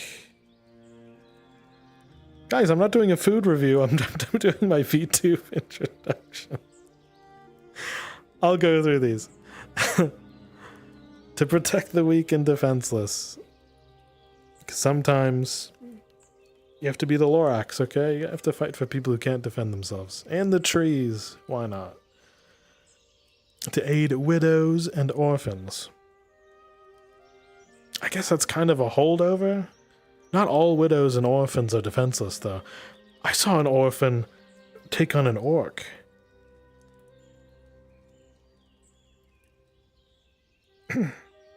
What if he just used the soap on... Oh my God.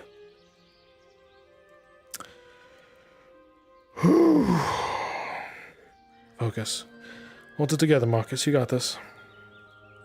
Your chat merely cares about turning people into soup, covering them in soap, and then eating them. It's okay. We're gonna get through this. We're going to get through this. Just have faith. No, not Tide Pod cheesecake. Stop! I'm getting worse. Marcus's new purpose in life is stopping chat from opening the child safety locks. I'm not babysitting you. okay? You can make your own damn life decisions. Just don't eat the cleaning products. They are meant for cleaning. To refrain from malicious acts. This includes cannibalism. You see this? Do not do these. No! Yamero!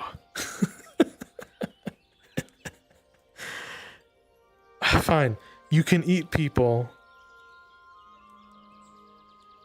But you can't do that if you swear to this. Okay, you can still eat people. It's fine. Just keep it to yourself. Keep the teeth and sinew to yourself. What if they're dead? Use your best judgment. Rosemary scented soaps per what? Oh no. You can't pair soap like a fine wine to something like roasted people as if they were steaks. This is getting worse.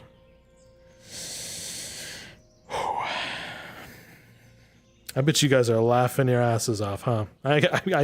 You think this is real funny.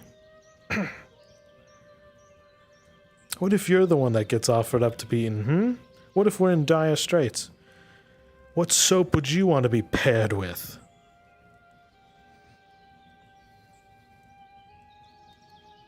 You hope you mint? Eucalyptus, huh? I don't know if we have that here. Sage soap. What would I be best paired with? Go on, I'll wait.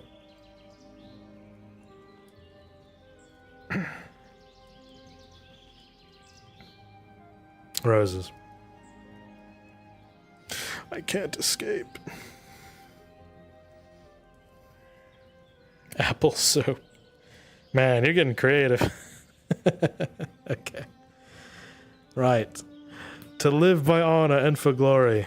I've kind of done that, but you gotta keep going, right? To despise fiscal reward. So I actually cannot, by Rose Knight law, take money for doing good for you. I can take soap, though. Not people. We had to Quinn soap? That's true, we did. Here's mint and cedar. Can I take bits? You know what? Just for you, Slayan, yes. Bits do not count as money. Fiscally, they're just bits. It's true. Human soap is the best soap. What? No, not human soap. Stop. To fight for the welfare of all. Welfare of all. Welfare of all? No, the welfare of all. That means I help you no matter what, okay? I'm not going to help you eat people, though. To obey those placed in authority. Well, they're probably in the place of authority for a good reason, so... Brandon, hey! Happy birth. Yes. Need to take a swig of the not human water. My chat's bullying me.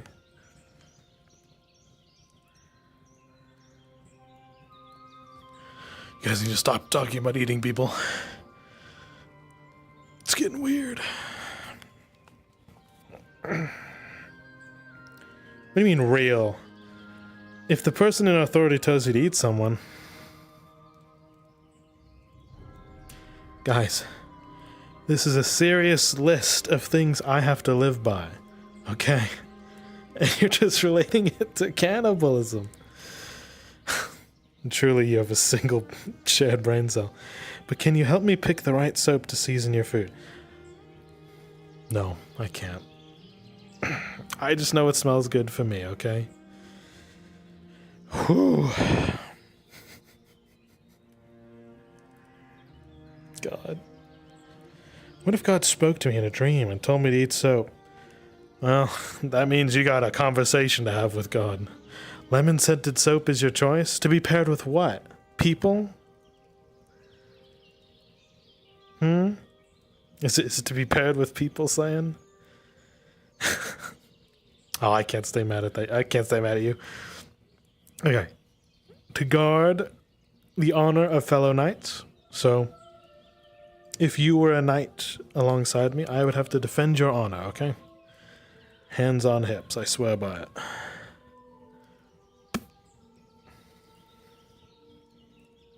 it. Hello. Alright. Number 11. To shun unfairness, cruelty, and deceit. That's right, you can't just... If you're a proper knight, you can't just cripple a man, tie him up, and then cook him alive. Alright? But you promise him that he'll live a good life. There's an example I think you can get behind, okay? Clearly that's seasoned soap. You've heard of seasoned salt before. No. Soap is toxic. So what you're telling me is that you want me to make a scented soap that could be used for food.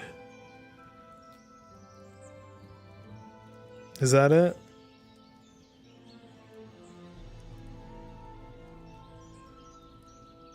And cleaning. Okay. So a vodka soap.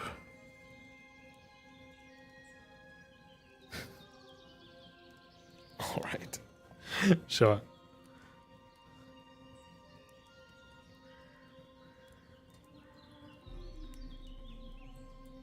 Well, I could do you one better. I can get you scented soaps that are not meant for eating, okay? And I can hand them out right now. Join the Discord.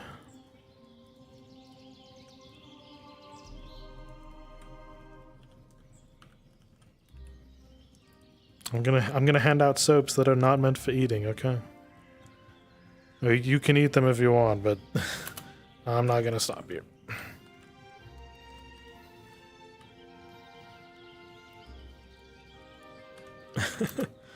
3 scented soaps, not for eating.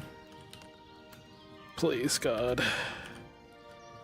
And I'm gonna make a disclaimer. Not for consumption. Okay? I need to make it very clear to you lemmings. Okay. Go. Join the raffle. Join the raffle.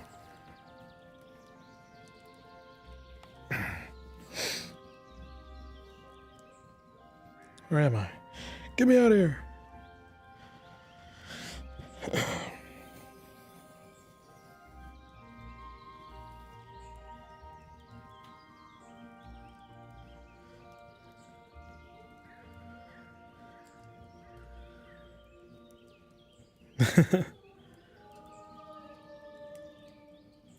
Just get out the grater and grate some while cooking. No! Listen, if you fuckers are gonna eat the soap, I might as well just hand you a block of cheese that's scented and say, why yes, you can absolutely eat this.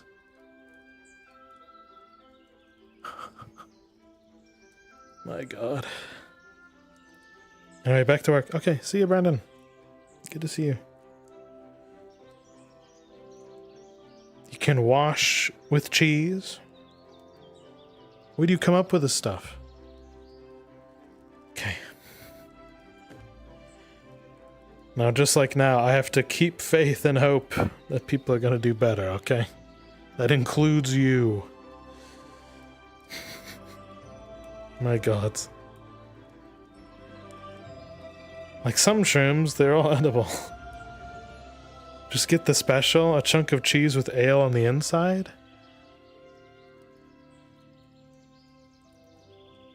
Jesus. Alright. I respect it. At all times, a Rose Knight must speak the truth. even if it's harsh. Even if it seems like it's not all quite there.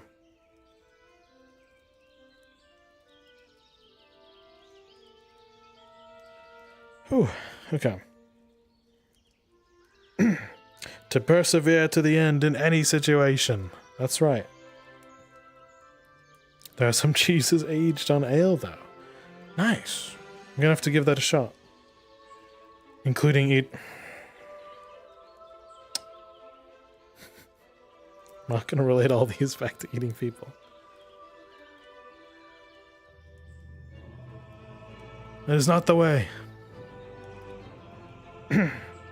To respect the honor of women. Women, okay? Women are something to be cherished, alright? Alright, you off to bed? Okay. Good to see you, some red. Thank you for joining us. Agreed. Respect my honor, Marcus. I will, I shall, Colette, I shall. I'm respecting? Respectively? We love women here, okay?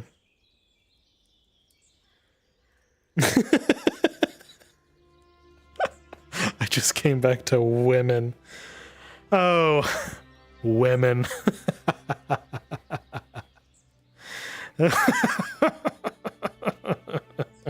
Women. I'm kidding. What a time to come back. Man, wouldn't it be weird if a woman won the raffle? Oh shit, less than a minute. Get in the Discord, get the raffle going. Maniacal laugh. No! Number 16, never refuse a challenge from an equal. It's pretty tough these days to see who would be an equal in match. But... Pause.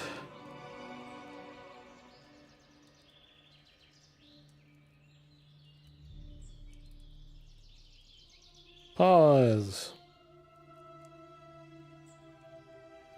Oh god, I gotta hold this. Not only do we respect women here, but we never refuse a challenge from an equal. There's someone right behind me, aren't they? Oh crap, I turned my back to them. From behind. Damn it. I should have followed the rules. They've gutted me. They've gutted me. Also, every other ad is soap deodorant related. Coincidence?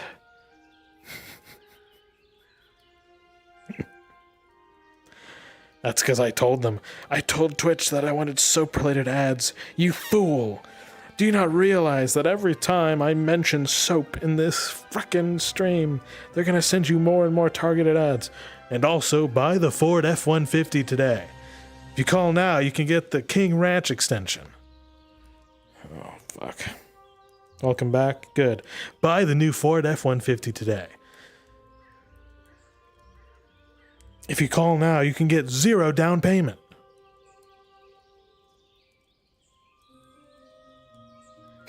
I'm a soap emperor. We're living in a soap world, and we're soap peons. And we eat soap soup, and we come back home to our soap home with our soap wife and our soap husband, and we go to pet the soap dog.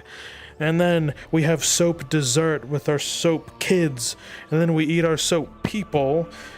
And then we go back into our soap bath. That's the only one that makes sense.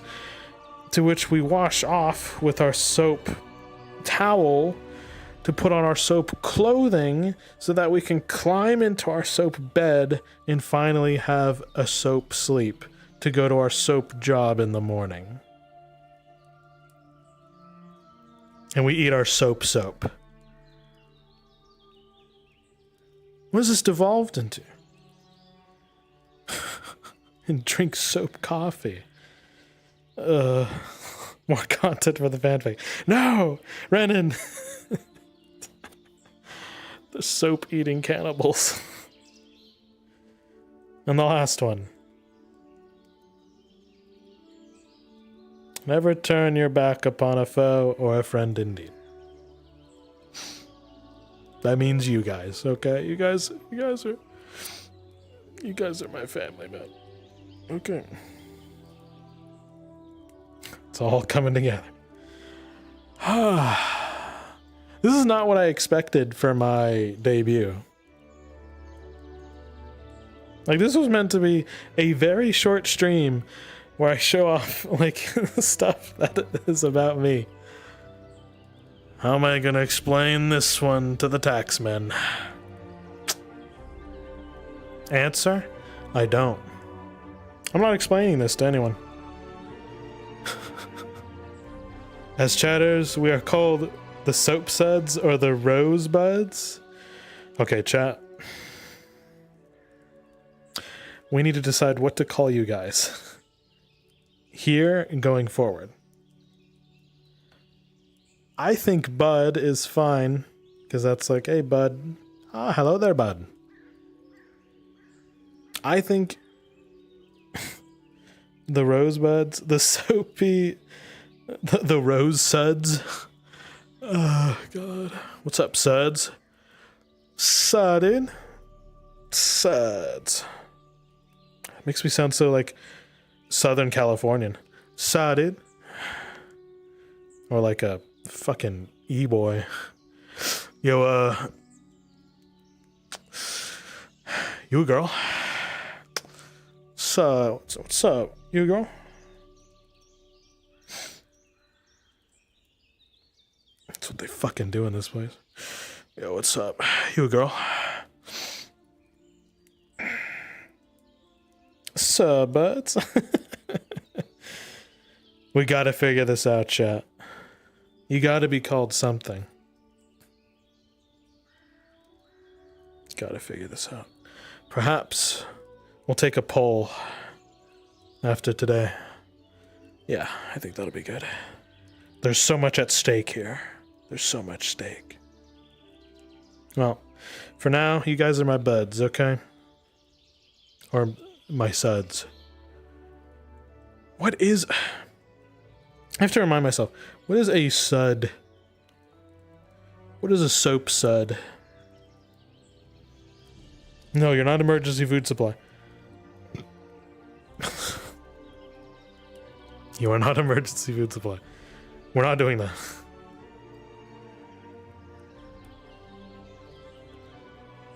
A sud is a single soap bubble. Soap duds? That's like milk duds, like the candy. Ah, okay. The froth produced by soaps or detergent. So, what, Slan? Are you just saying froth because it's kind of like of a broth, like a soup, like a stew? Oh, God damn it. It always comes back to human stew. Fuck. I can't escape it. Frothy. Yeah, it's all mixing together like a stew. Chad is frothing at the mouth, that's true. I got that dog in me. Alright, continuing on. Stick a fork in them. They're done. Alright. Continuing on. These are my goals for this year, okay? They are listed simply, okay? First, we have to build the myth of our Rose Knight Order. So that means you guys can actually join me in my little adventure, okay? Which is leading to the second one, telling a complete story within this year. So, great, awesome. My birthday is here. Over the course of the next year, I will be doing a sort of meta story about this character of mine that I am portraying, and you are welcome to join me. So that involves collaborating on projects. This means you guys, I can collaborate with you if you want. It's in the Discord. I'll have a ticket system. If you guys want to collaborate with me, I'll just have a simple thing of saying, hey, let's do a cool thing. Very easy. Very simple. Okay? Or I could just continue what I do and ask you, yo, so dude, you want to collab? Slayan, you want to collab? Like tomorrow. We're doing a stream. Yeah, dude. Like right now. No, we can plan out something fun. Like spam cans or MRE rations? No. Not the rations. Not again. You can watch, but you got a... Oh. A BG3. BG3, what does that mean? Bottle Granites 3. Battle Grabbables 3. Oh, Baldur's Gate. I didn't even know. Nice. I'm missing a goal. We're in the final act. Ah, yeah. So I played Baldur's Gate with Lone, Silo, and Vanehelm. It was the most chaotic freaking time I ever had. Man, I wish you luck in the final act. I hope you get what some would consider the good ending. Can't hold it back. Oh, also, I have not successfully done this to date. Own a horse and keep them alive. All of the horses I have owned as Sir Marcus Booker have died. There was the one before I came to Adwick. They were unnamed. Died. There's Sunbeam, my favorite horse. Had to leave them outside of a tunnel, and they got eaten by rats. And then there was Sunny, not the... confused for a whore's name. They are alive and well in the city of Nodus. Amazing. She romanced Karlach, I romanced Lae'zel. Oh, Slant. How did I know? I thought you'd go for like Shadowheart. It's very much like a silver kind of person. But Lae'zel, I love mean women, I'm sorry. But Karlach is wife. You know, let's be real. Oh god, okay, so... Let me think. So Karlach, Shadowheart, Lae'zel. Fuck, marry, kill. Who you doing? Fuck, marry, kill. Karlach, Shadowheart, Lae'zel. Go. Let's see where your mind's at.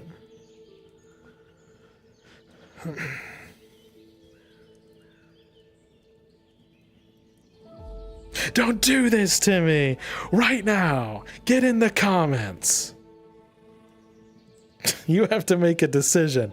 You can only fuck one, you can only marry one, and you have to kill one. There's a gun to your head. Make a choice. They're all lovely, I know. And some of them are so mean. Take the shot.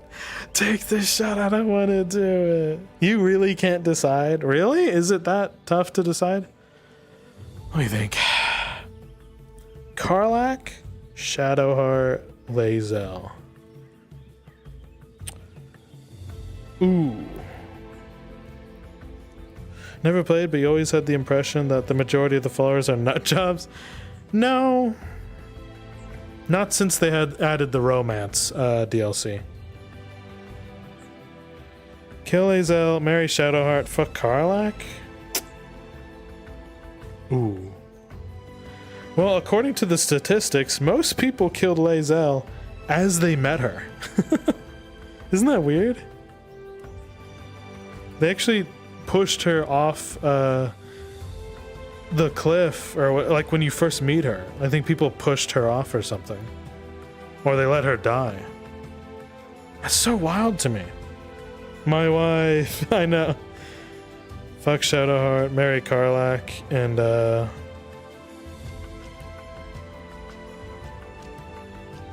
kill Lae'zel. I'm sorry, Slan, but I think that's the way. That might be the way to go here.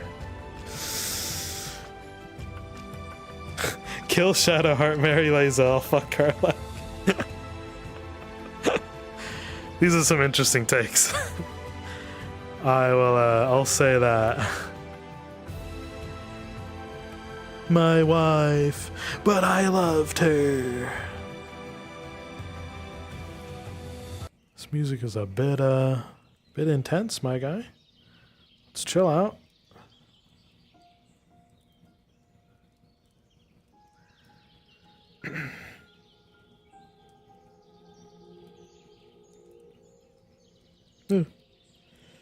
I hate when it does that. You're so right.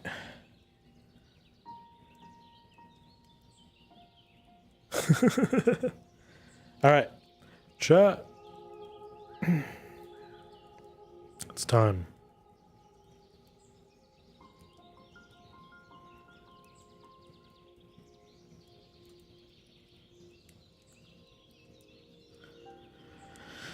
Okay.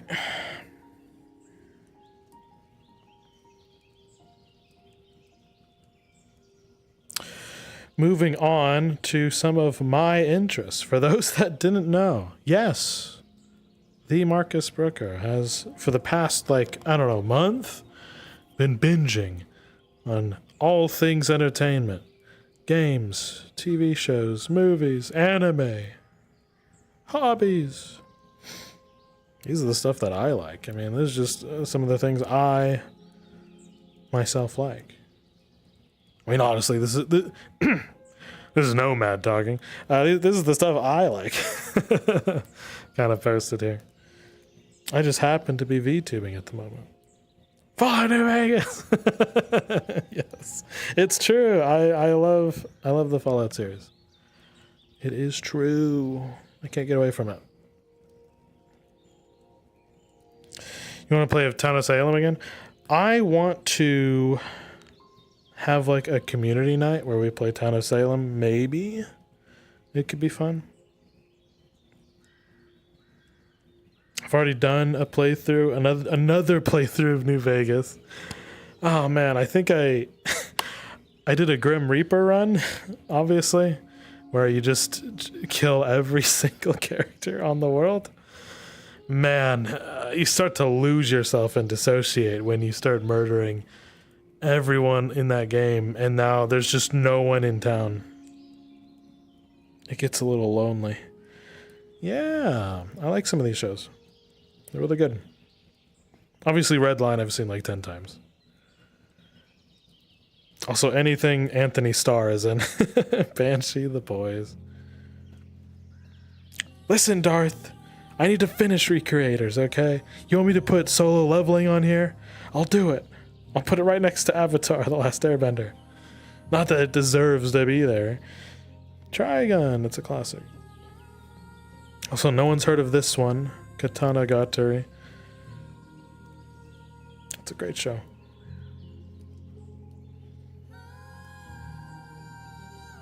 Dark and Darker?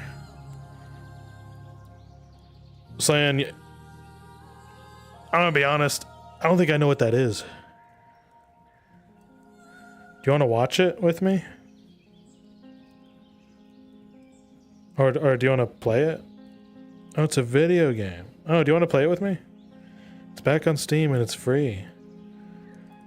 Sure, I'm down. Sometime this week, let's play Dark and Darker. Yeah, I've never played it. I've never seen it. I already know your take on solo leveling. Ah, yes, I'm the main character now.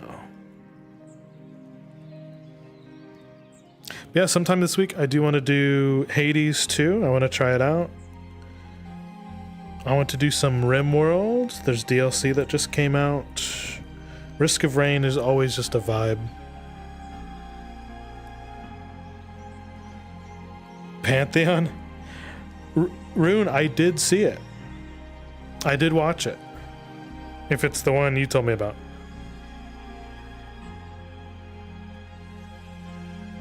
Yep. I watched it. Man. That show. Woo. It is something. But anyways, guys. Again, the music is like You're going crazy. Chill.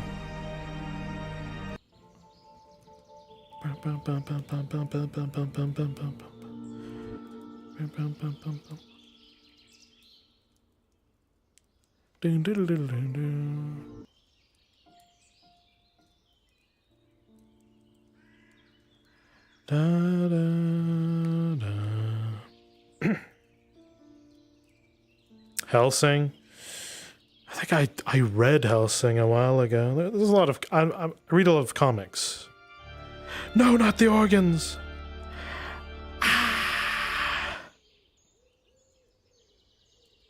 They're gonna steal me away. How about some Chrono Trigger?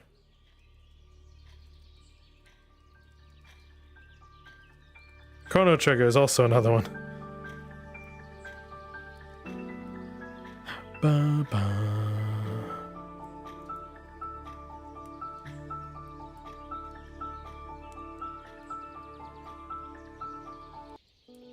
Ba, dun, dun, dun.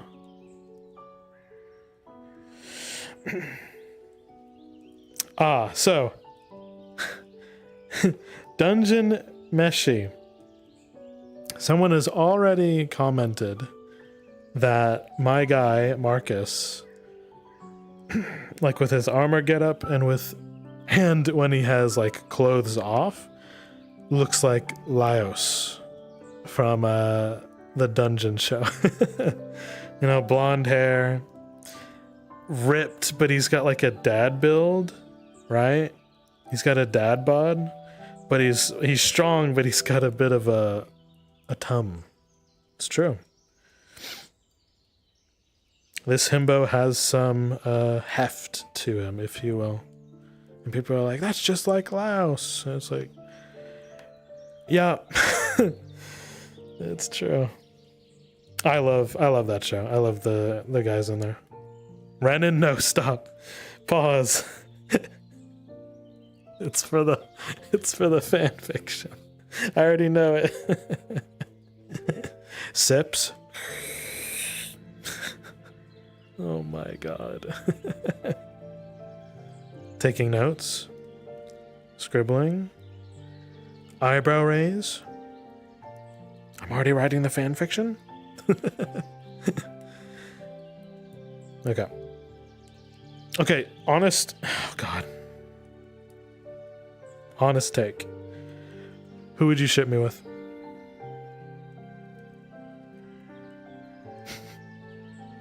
What a question. Oh my god. That's a real thinker. I'm an eligible bachelor, okay? All of my love interests died or moved on. And then I died, so consider me a free man. Are you sure you want an answer to that? Yeah, go ahead. I am more of a lover than a fighter. Go ahead. Flora didn't die, because she's gonna be real pissed that I'm gone. That's fucking unfortunate. But hey, Flora can come here if she wants to. This is the space in between worlds. Who would you ship me with?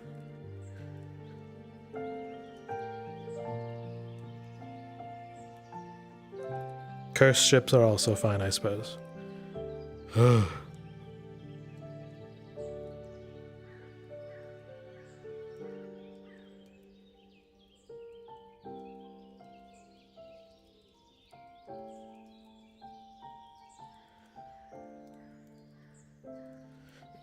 Rose-scented soap.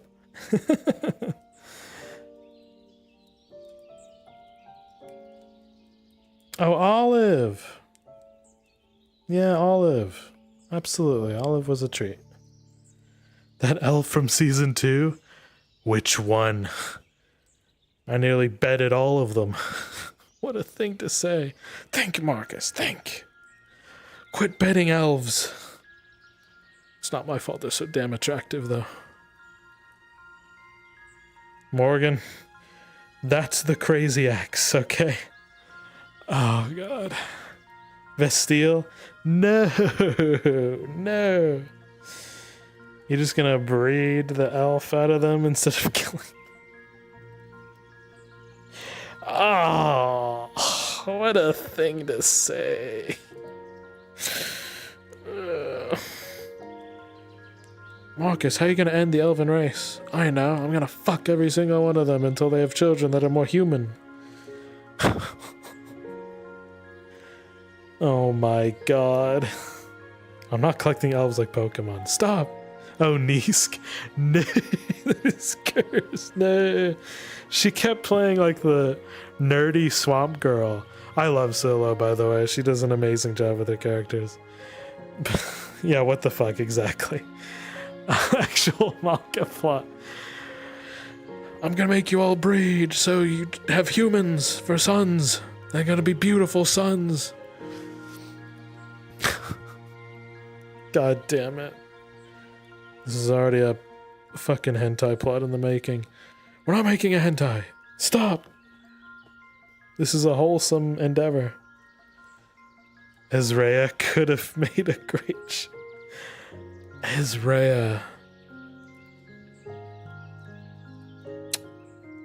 Well, she... Ooh. Maybe. She was the dancing girl, right? Sotar's will must be done. Imperial Nurse. Oh, yes, I know who you're talking about now. Yeah. Oh, you created her a few episodes ago? Well, there was I guess a similar name. There was a dancing girl named Ezreia. With how many women Marcus was with, there might be a love child. Oh no. Oh, I hope not. Risa is single. Marcus with that I can fix her mentality. Hey there. I can fix you.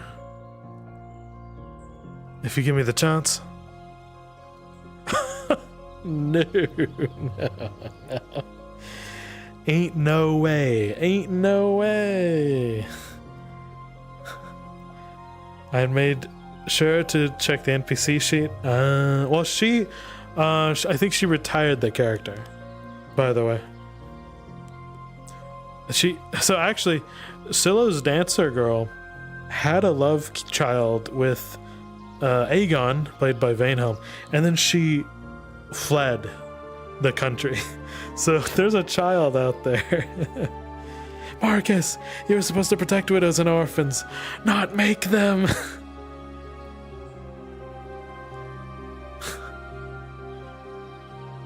Grabs me by the side of my head, points to the fucking, not me pointing to the fucking thing. It says it right there. To aid widows and orphans. I can only aid them if I can make them. Just saying. Okay? I have to respect the honor of women, and especially if they needed to be bred. Oh, that sounds so weird. I have to keep faith and hope that they'll actually keep the child. Oh, I never refuse a challenge from an equal. I'll breed them all. This is getting out of hand. It's in the rules. I'll breed them all, damn it. I'll breed them all. If there are no women or orphans, then who can I protect? Where are all the women?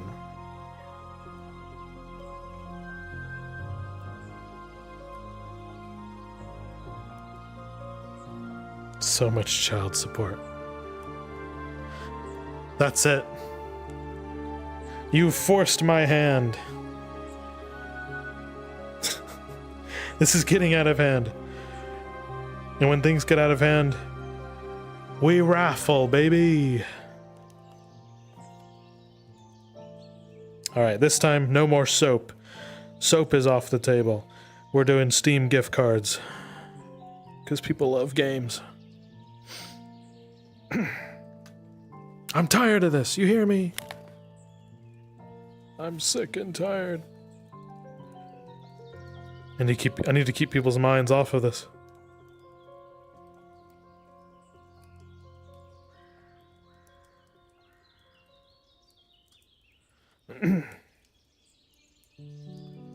Join the Discord. Ugh. All right. The soap has been handed out. Now it's time to get serious.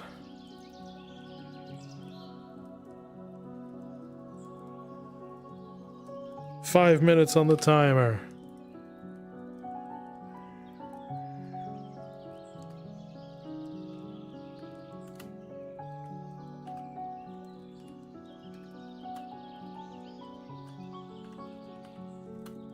It's time to be charitable.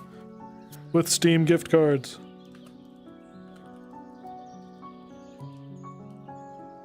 No.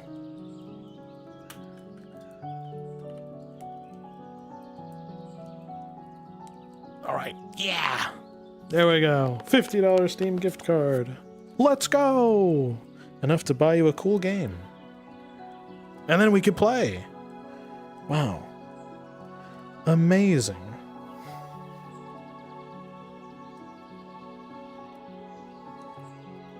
Listen, if we're playing games, we'll never have time to make children, alright? Keep me occupied. Spare the elven women.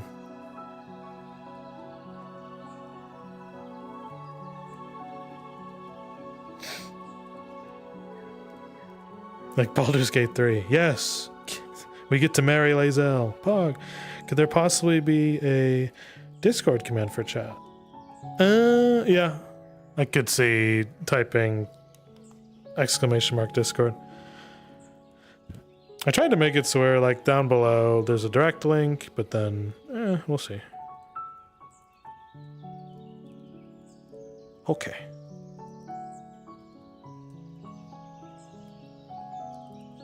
What has this stream become? Pause.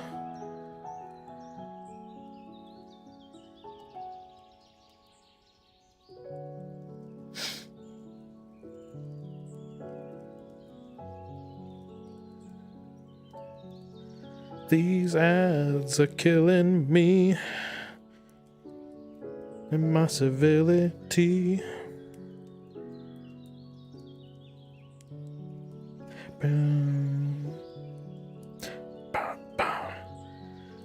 Man, this is really awkward when you don't have ads and I'm just kind of sitting here.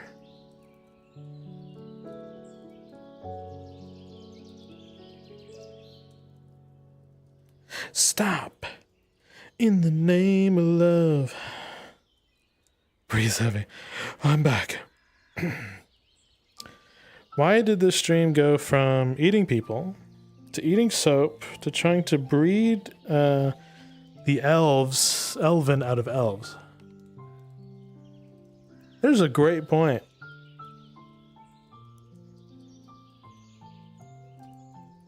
We'll figure it out. Not how to breed the elven out of elves, obviously.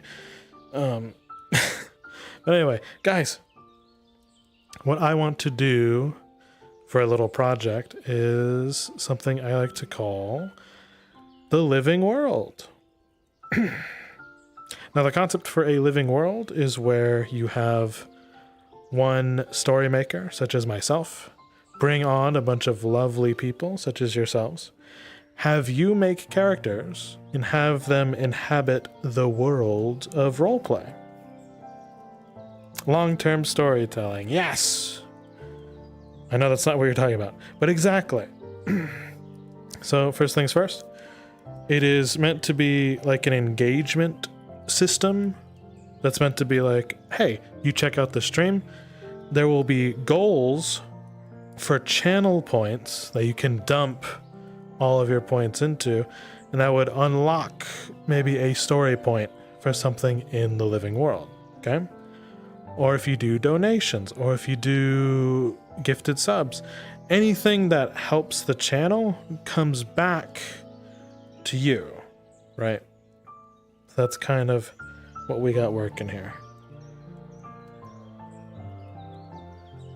Secondly, actions that you take will scale from personal to political. So let's say you want to just, maybe I want to just interact with Slayan on a one-to-one roleplay basis.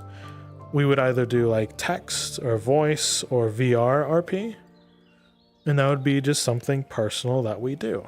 It's fairly low impact, right? But those little moments can all add up to something big, like a big political shift.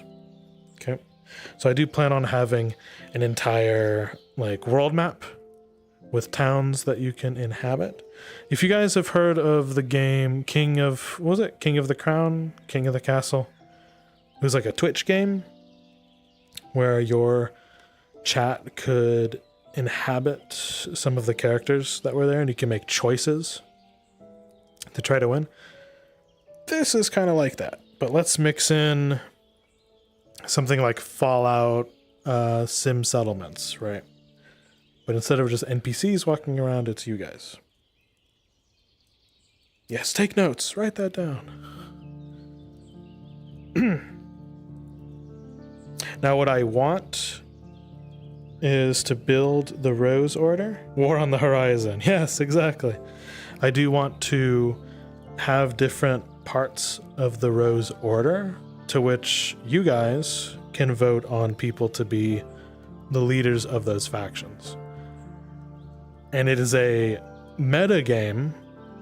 There is a meta game to it where you guys are working with and against each other, because there's a whole ass empire down the road. Okay, there's always an empire, there's always something to rebel against. Yeah, war. Exactly.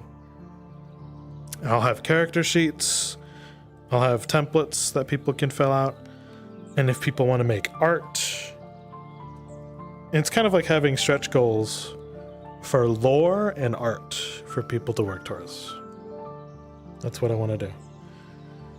And story and decisions are told through the seasons. So right now we are in summer. Summer is, I think, one of the best times to start. So I get to meet you, lovely people. If you have an original character that you'd like to join me, Marcus Burka, this is the place to do it. The Empire is one day away for 50 episodes. Not quite. I have to actually build the order here, either like an actual map. So in a month or two, I would probably commission a map to be made that's an actual kind of like a big ass building just down the road from me, okay? So you can actually see it for yourself. And you can actually be there. But of course, war is on the horizon. Exactly. But we can have fun with it.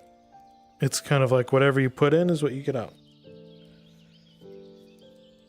So, any thoughts so far, you all? Any things you're thinking on? Or people you would want to bring in?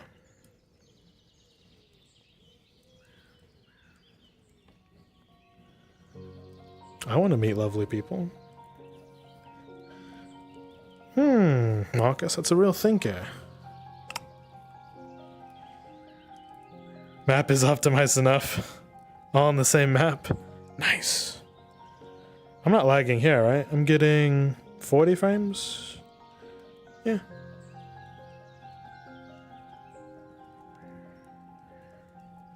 At least in VR.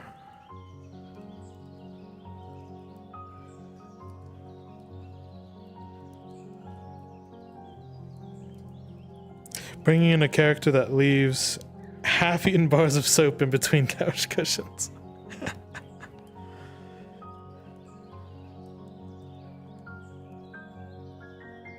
All right, my stuff is cut off, but glory day to the person who won a $50 Steam gift card. I actually don't know, because I'm streaming, I don't know who won it. Oh, it was Rune. Good job, Rune. Nice. That's what we love to see, baby.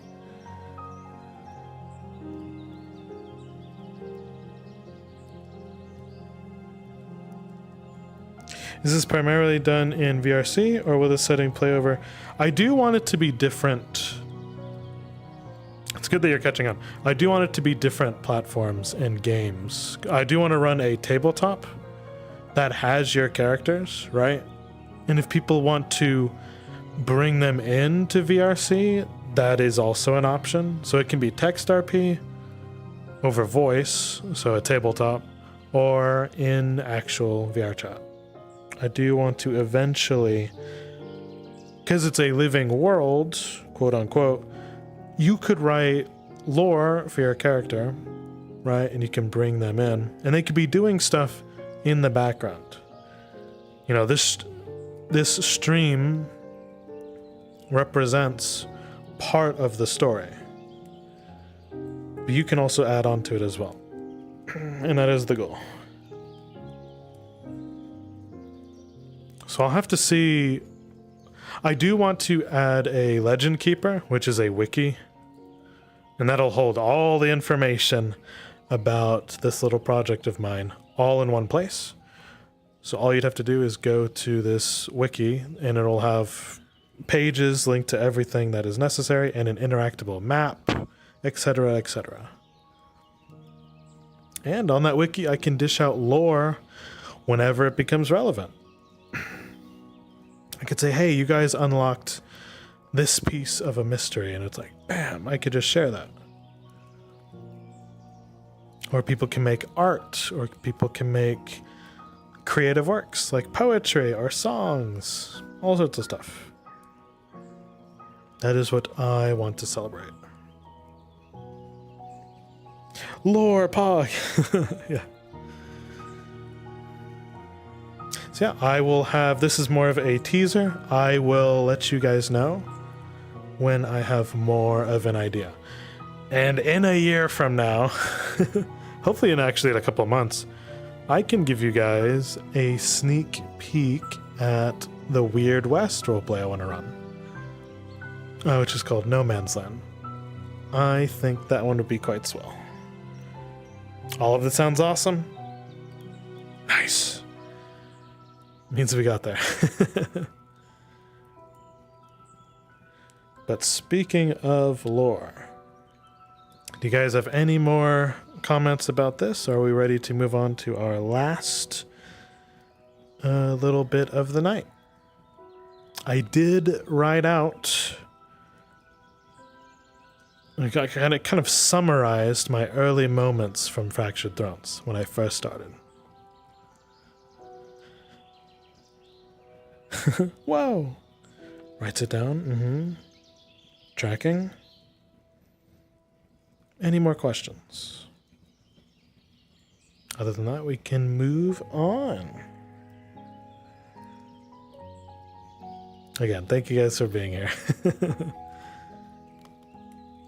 It means a lot to me.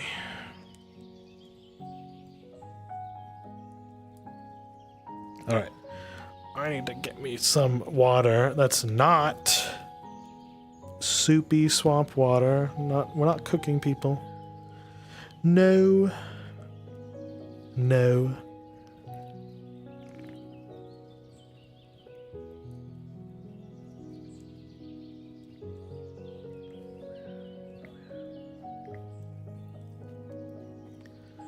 Whew.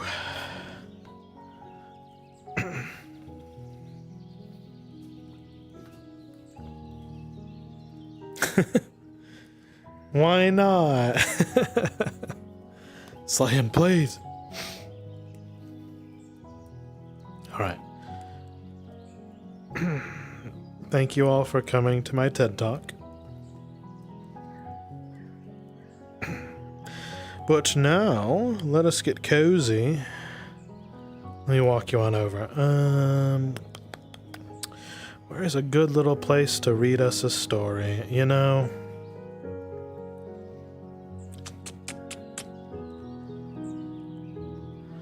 Let me think.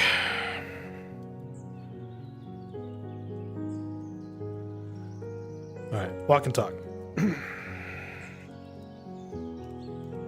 Gotta admire how handsome I am first. Okay.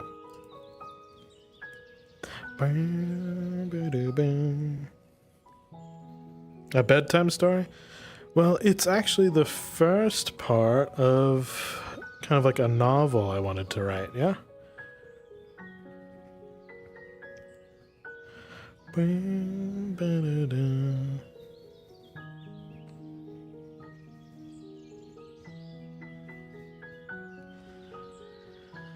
How about a nice, lovely time in the garden,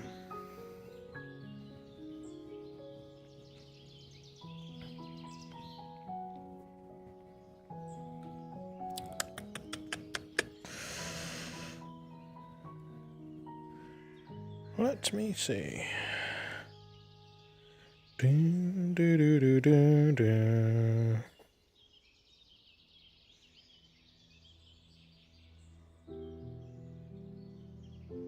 Let me see if I could frame this. That looks good. Dun, dun, dun, dun.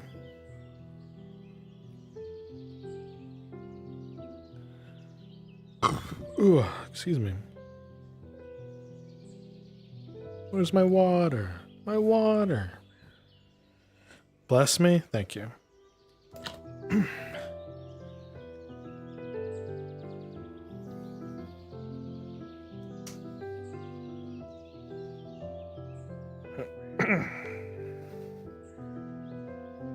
Oh, my aching bones.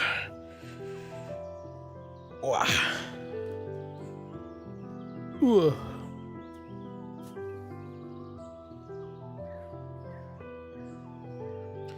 Let me see. Ooh. Yank. Ooh. Yeah. Actually sitting down. Don't throw out your back.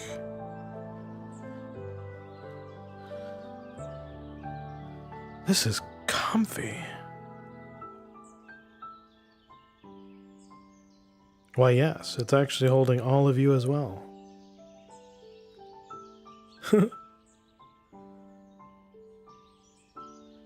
Absolutely. All right.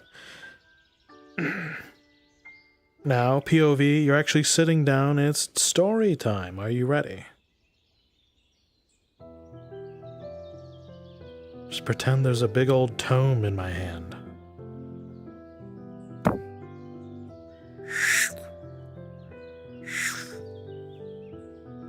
Okay. But who is sitting on whose lap? I don't know. Can you figure it out?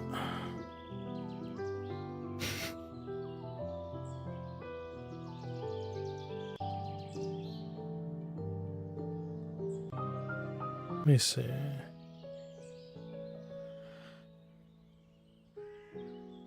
All right. It's been a while since I've read out something aloud, but we can give it a go. All right, chat.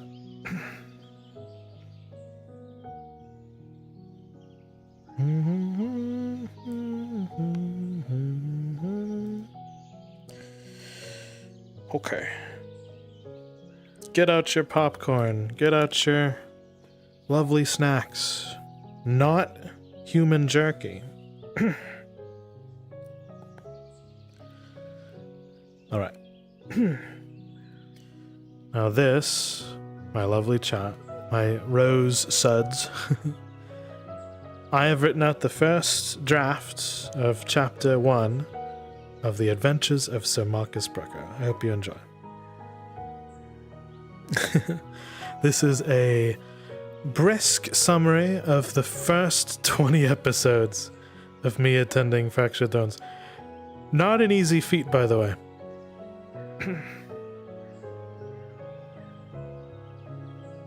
Not easy at all. Each episode being 4 to 6 hours long. A lot happens in such a time. Here is a summary. Let me know when y'all are ready.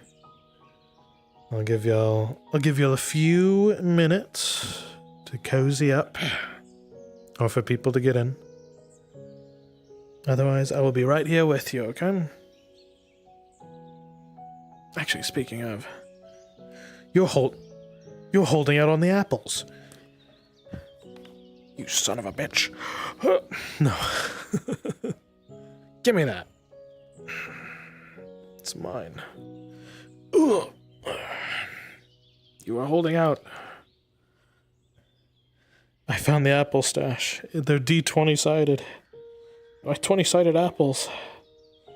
No. I salute you. Give me my crunchy apple. You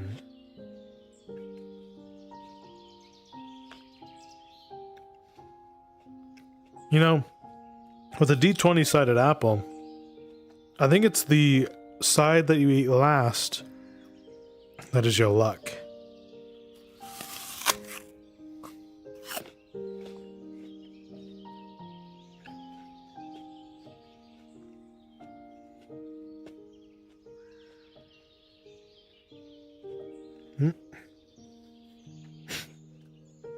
Eat the one side?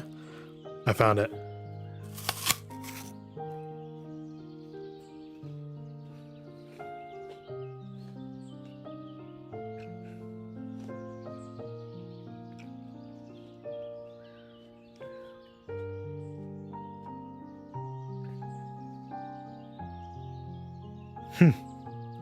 First one who finds the peanut dies. Just for fairness, I'm eating the 20 as well.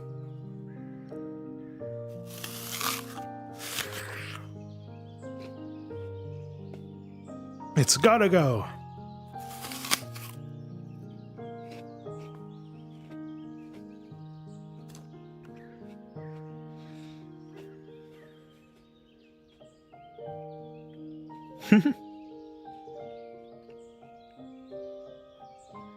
No, I'm not eating the one last.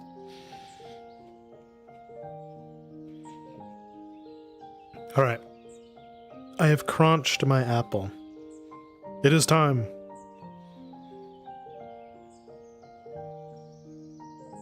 Do I eat the stem? Only if I'm really hungry. But I'm not hungry so much as to eat humans or soap or stems from apples. I don't know what's worse. I'll eat wood before I eat an apple stem, I think. It's good fiber.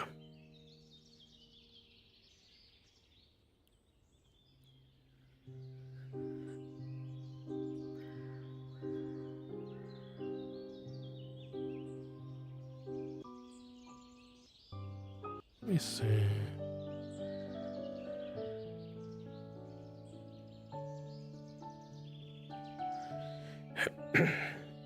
All right, here we go.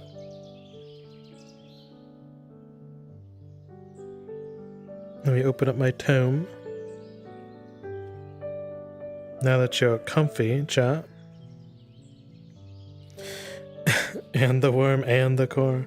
You know, they used to cut flour back in the day with wood shavings when population got too high. Yeah, I remember that they put the damn, what's it called? The wood bits in the soup. The sawdust. It filled me up, but it didn't satisfy me. Yep, I remember. Or all the chunky sawdust. Alright. Let us go ahead and do the last bit of... So this is the last bit. And then I will invite people on to either Discord and VR chat. And if you guys want to do your birthday kind of like shout outs, okay? So let me read to you.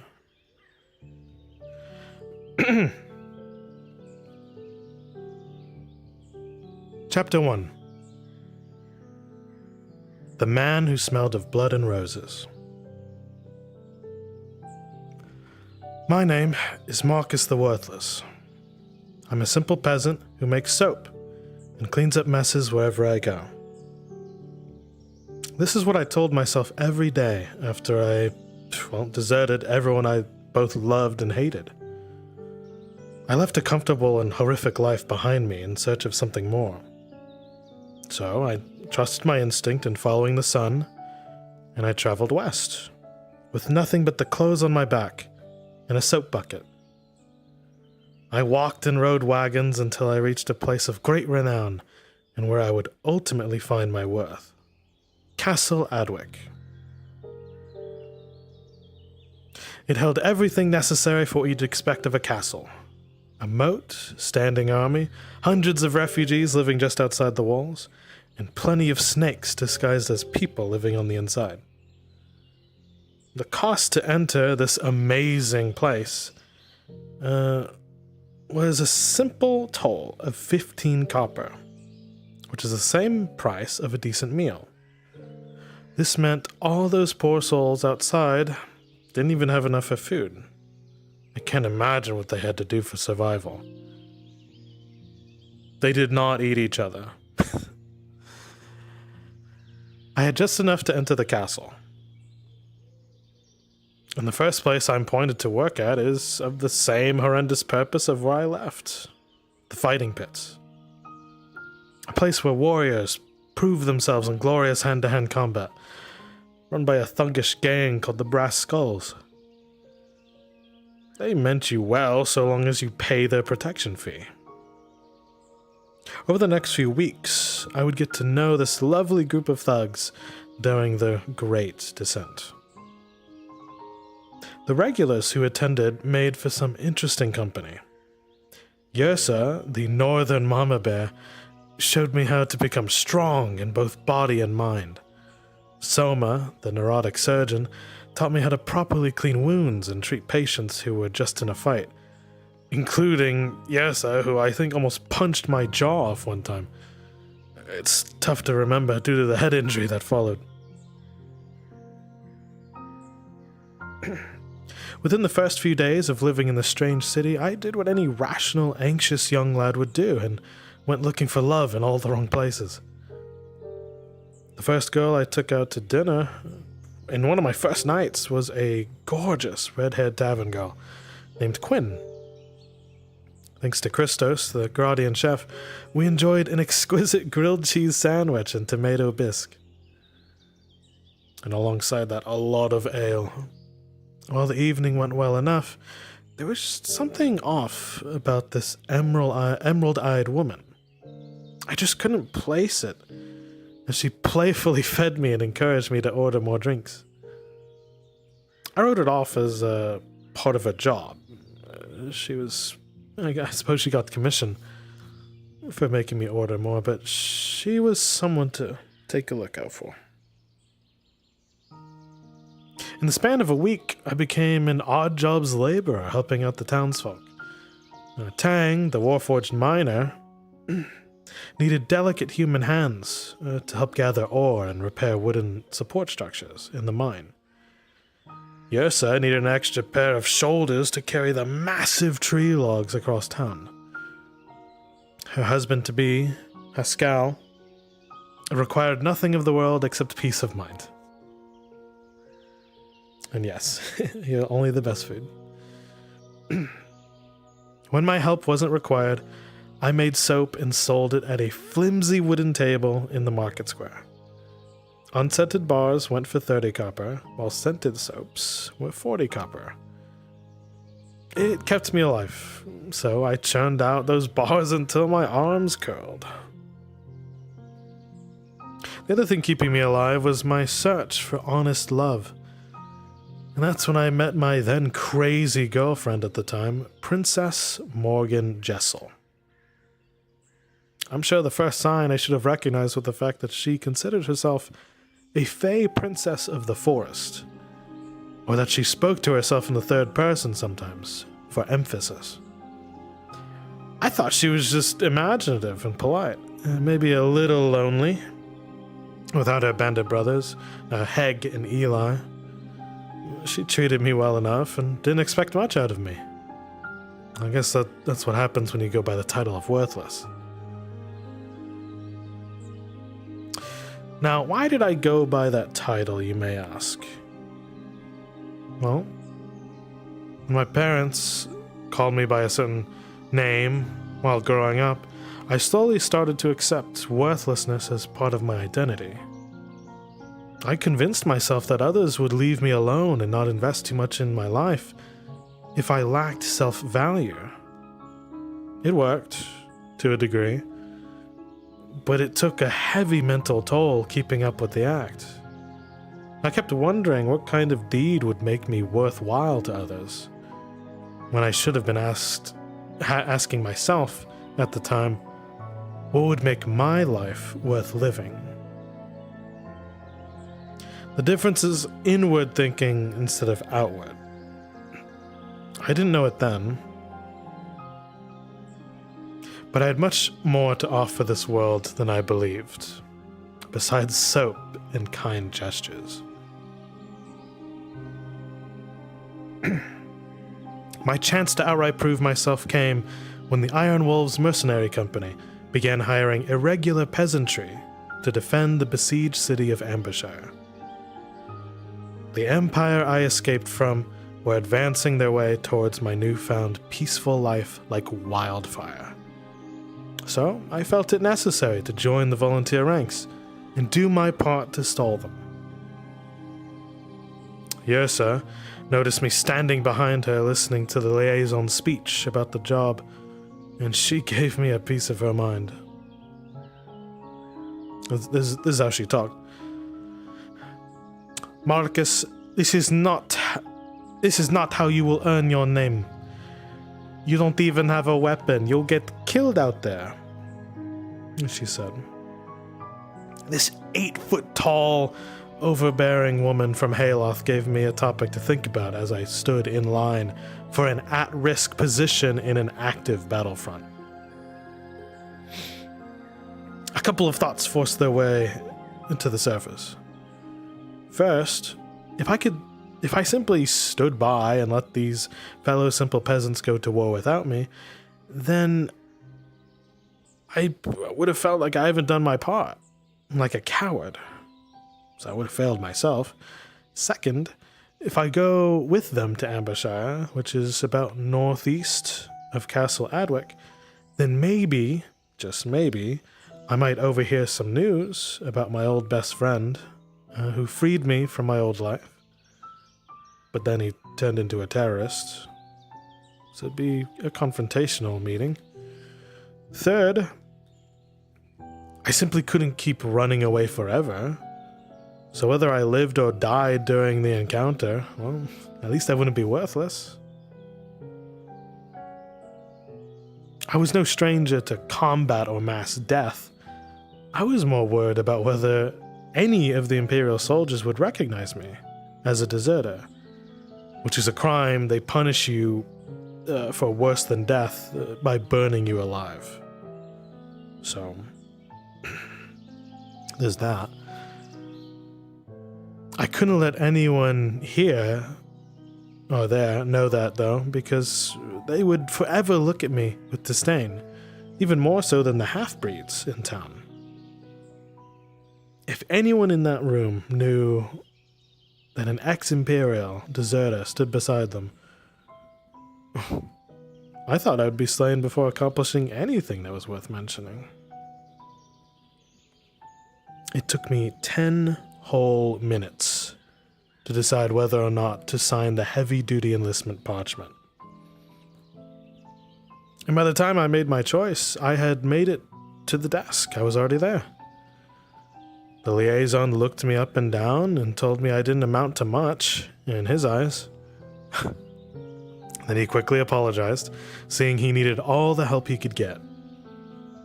Aldo, the dwarven carpenter, or woodworker, offered to have me join him in repairing the walls and barricades. It was by coincidence that I knew a thing or two about building and maintaining wooden structures, since that was my profession before while in the Empire. And it was also, well, before I was a builder, I was a failed son of an engineer. So I had some experience. They added me to the ranks, and I left with a strange feeling in my gut, right around here. Probably my instincts telling me to lay my head low and not stick out of the crowd. Because in nature, it's usually the marked animals that are identifiable that are hunted first. Usually the ones painted red, not the average pack member.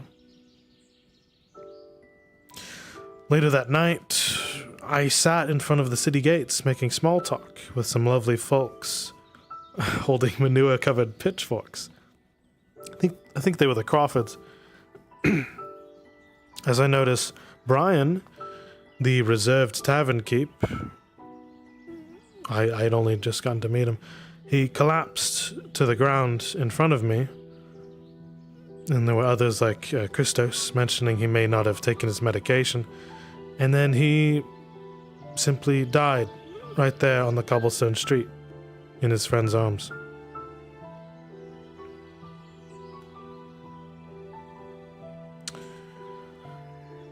Perhaps it was an omen for the days to come. Or perhaps that was just the way things were in Ireland. The caravan filled with volunteer peasants, leaving the following morning for a day and a half's ride to Ambershire.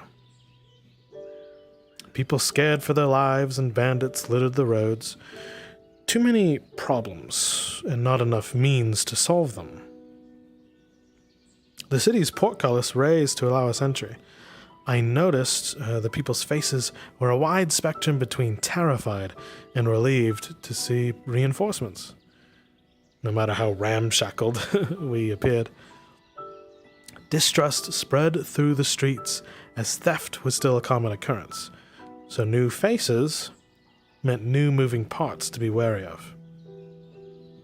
Several instances of getting to know the townsfolk were interrupted by enemy artillery fire pelting the city's walls, making them structurally worse after every volley. While my compatriots were sent off to help the nearby farmers secure their goods and livestock within the city walls, I met with some of the locals to gauge their readiness for the conflict ahead. There was this eccentric Garadian merchant named Theodore Todbringer. He was kind of funny. There was some wonderful craftsmen who priced their goods threefold, so I couldn't buy anything. And the shaken city guard, who just wanted to live. I had the feeling then and there, well up inside me, that I should run away as fast as possible. But what of my promise to my best friend, to my loved ones, and to myself? Part of me thought some promises and minds are better off broken.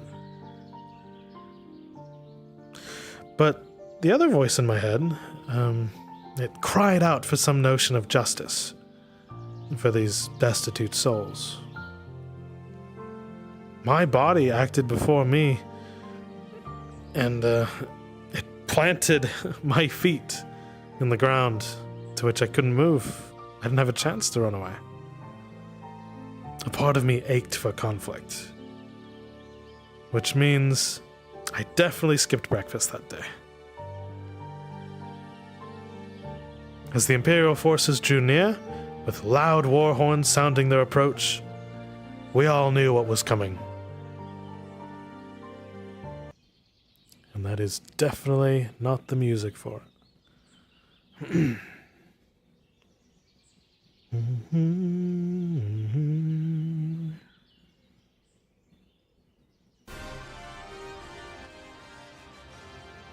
There we go.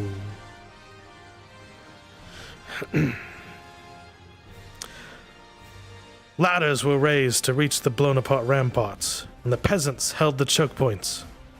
I could hear gunfire from their night killers. That's what the people here called rifles.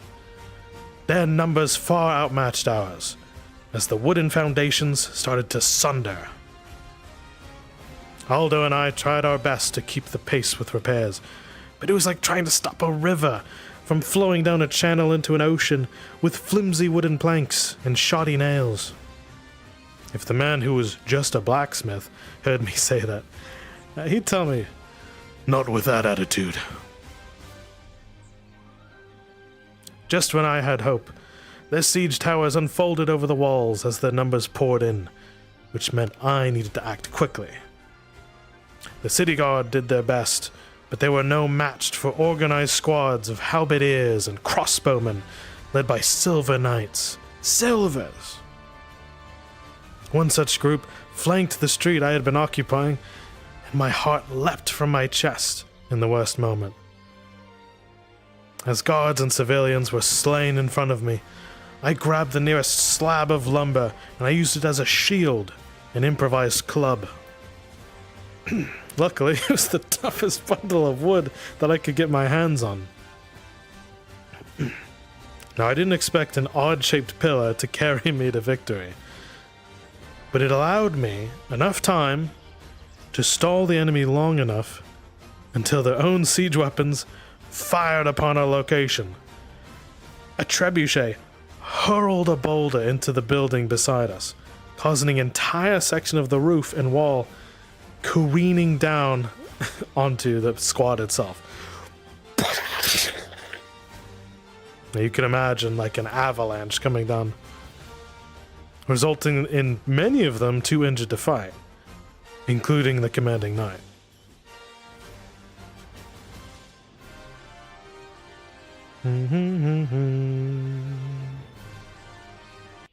Now you can imagine things were getting pretty hairy. And yes, you would be correct.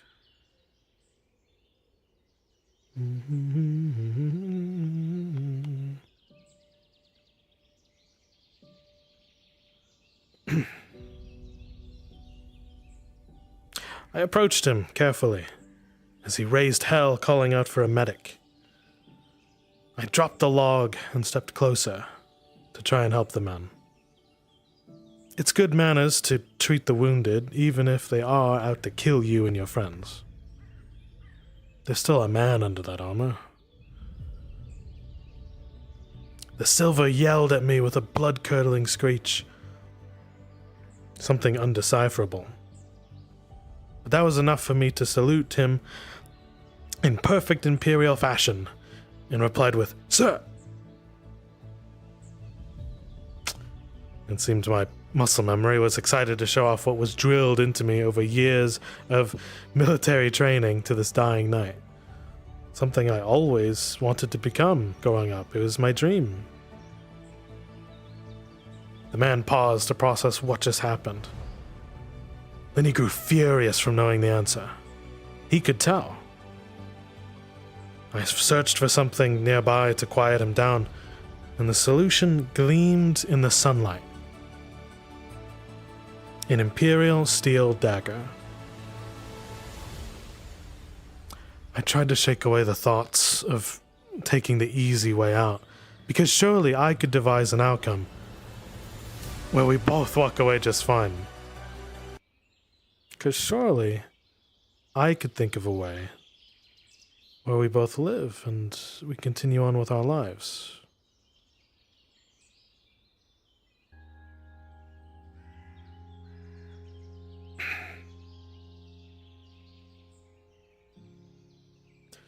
Stone rubble clattering behind me from allied guards dissuaded such a thought. I gripped the dagger tight. It felt too comfortable in my hands, as if it were made just for me.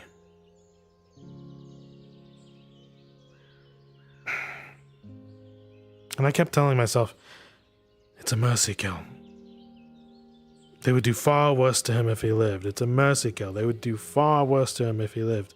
Over and over as I sheathed the blade through his neck within the helmet's gap.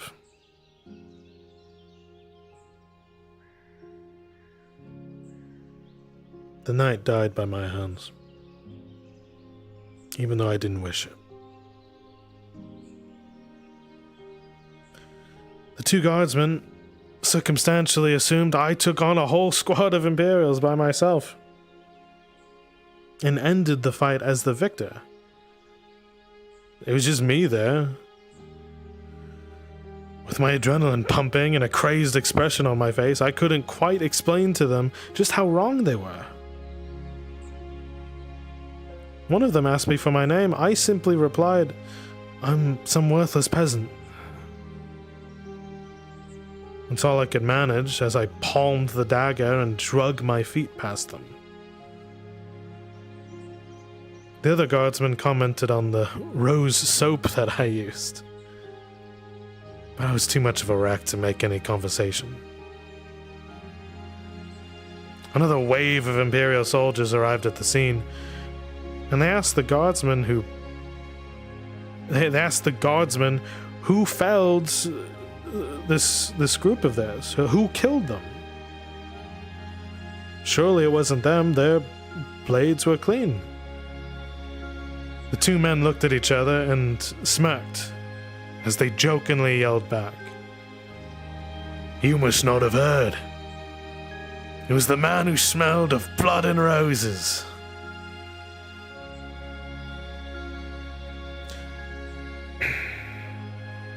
Soldiers would say almost anything those days to raise their spirits in the face of adversity. I couldn't see it, but I could imagine the confused looks that the Imperials gave them in return. They merely said it as a joke, but people took it seriously.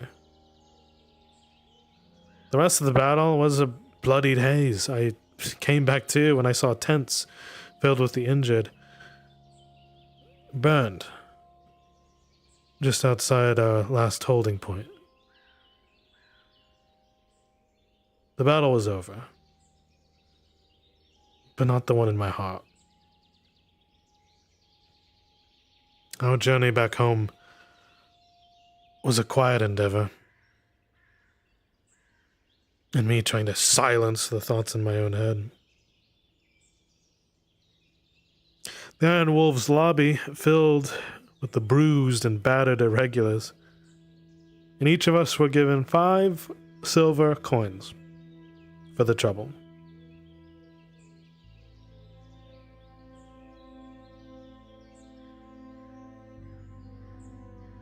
$5 coins.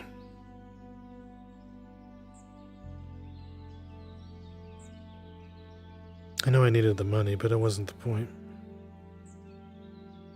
The point was to help people.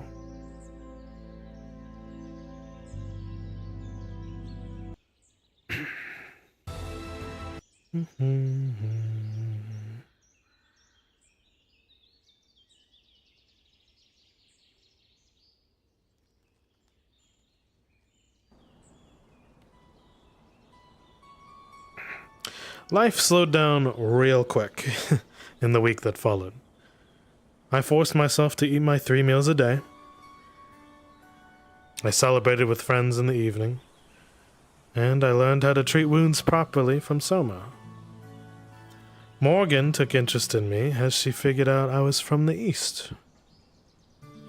It turned out she also escaped a camp similar to where I used to work, where non-humans were processed.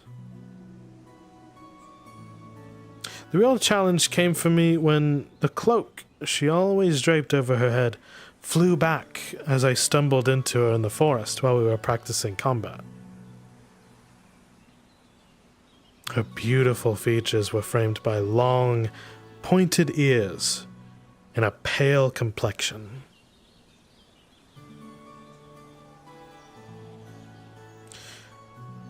I've been warned of half-breeds my whole life, as they're likely to be demons who mean harm for innocent folk like me. Like, I was told that they would seek out, well, handsome men, innocent ones at that, to feast upon their heart. I thought they were cannibals. But while I was laying there on top of her, I saw no such intent in her lovely eyes. Yes, consider me naive, but I was very trusting at the time. You only really learn that fire is hot after you've been burned by it. My daily rituals consisted of tending to the wounded in the fight pits. Sometimes I would enter said pits to earn money for food. I purchased animal fats from the butcher, to make and sell scented soap bars. I would go pick flowers, and I would try to help others, while also avoiding the gangs and the guards that were attacking each other. There was just always another reason to kill each other in town. I assisted Soma in trying to keep said guards and gangs and guards alive, since death became more frequent in the city.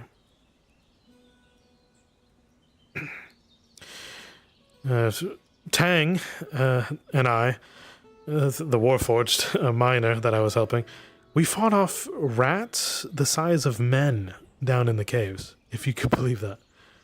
They were about this big. But they were on all fours, right? I didn't think I would ever have to write that down on paper. Could you believe giant rats? The size of men. Wild. Afterwards, he clued me in that he and his friends were going to visit Ellery, a town I stayed in briefly before coming to Adwick. I convinced him to let me come along, but I had no idea what was at stake there. Later that night, Heg, the half-elven charlatan and Morgan's brother, tested me to see if I could land a single hit on him before he could land 3 on me. He was much faster than I was, but I managed to get a single hit in after bum rushing him. It turns out that Heg can only get hurt by those who are closest to him. So for me, I got real close to him and I jabbed him in the chest. Tang then introduced me to his friends. Sir Gregor, the Wayward Knight, Eondil, the Dryad Alchemist, and Blaze, the Golden Lion. I had to put aside my notion of seeing a walking and talking tree woman, the Dryad, who dabbled in healing tonics, to notice an Imperial mercenary captain, alongside all of us, in a massive, verdant, magical overgrowth called the Grove. I clearly was out of my mind, or just lucky to be alive that day. I thought I was going insane. After a day's ride through Bedaria Forest, we arrived to see my old home and neighbors' dwellings were burned down by the Empire, and that they held 2 occupying companies outside of a fortified encampment.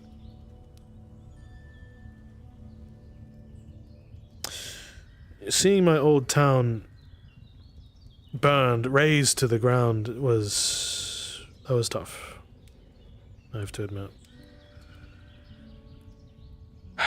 Well, seeing the place Tang had been looking for was surrounded, we came up with the brilliant strategy of sprinting through the 2 camps toward the gates before they could kill us, and hope that the kind folks who have been besieged for a few days would trust us and let us in, so that we wouldn't die. 2 cloaked figures looked at us from the ramparts, and they just let us in. Remarkable. The Elry survivors were injured, starving, and terrified of the Imperial forces eventually bashing the gates open.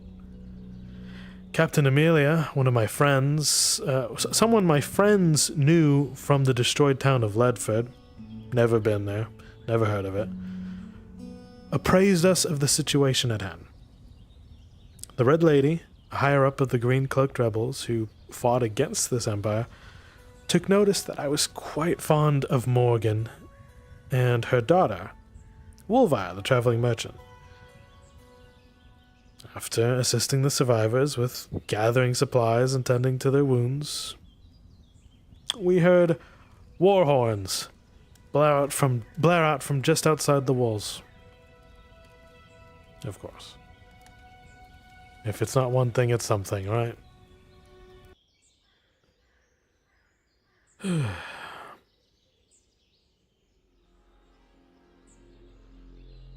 Let me see.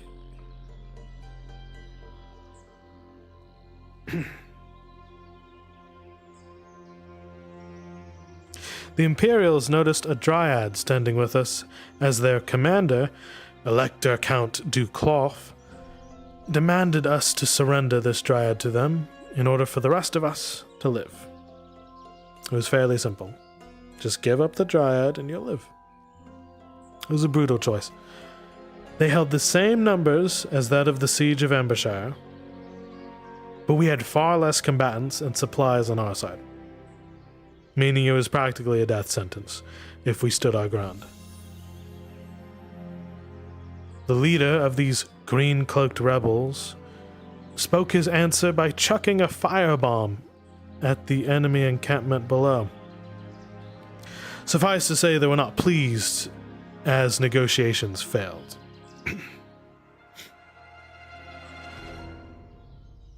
I recognized the cloaked man as the best friend who freed me from my forced conscription so many years ago. His name was Claudin. But then he was going by a far different name. He assumed the name of a dead man, Byron Gamble, a son of the High Inquisitor from the Empire. He asked me if I honored his promise, and if I found a worthy life. I told him I was still working on it, since old habits die hard. We shared knowing glances from then on, and I managed to sneak in a hug for this friend I had long thought dead.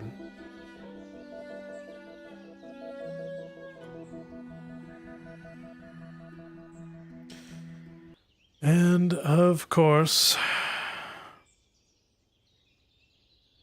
since negotiations had failed, it was obviously time for us to fight.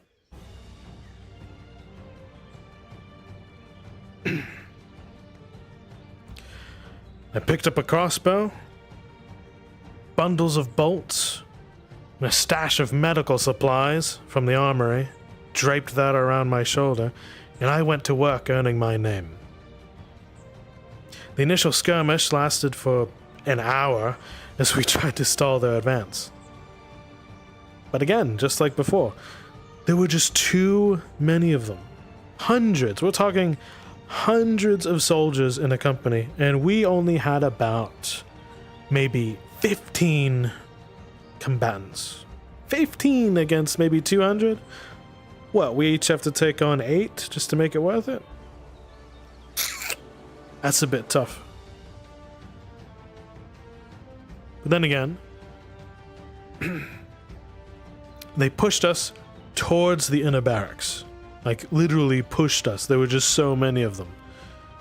And we made the conscious decision to descend into the forgotten basement where there was thought to be a lab meant for constructing and repairing Warforged. I thought, fantastic. That's great. We crossed the doorway leading down a tunnel that was the only known exit. And we knowingly gambled our fate. Without too much explanation, we decided, yeah, this is the only way out. We could run to the forest? No. If we go down here, it's the only way out. Okay.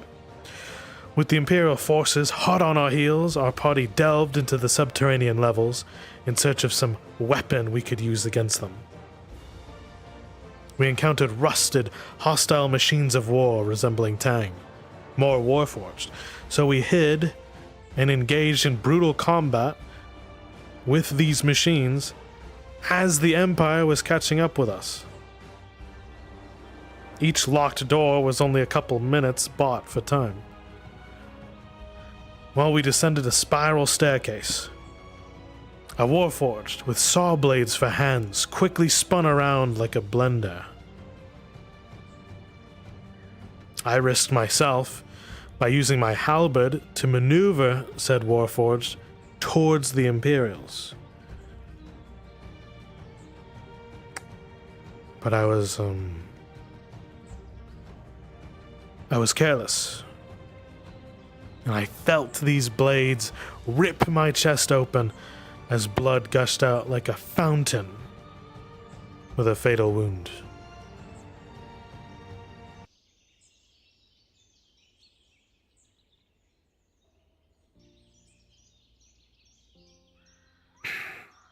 I say fatal because I could feel my death approaching.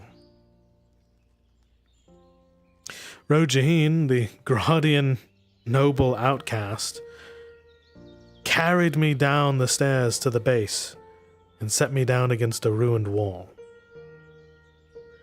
Morgan rushed to me in what felt like my final moments. And I cried pitifully how I regretted my life up until that point.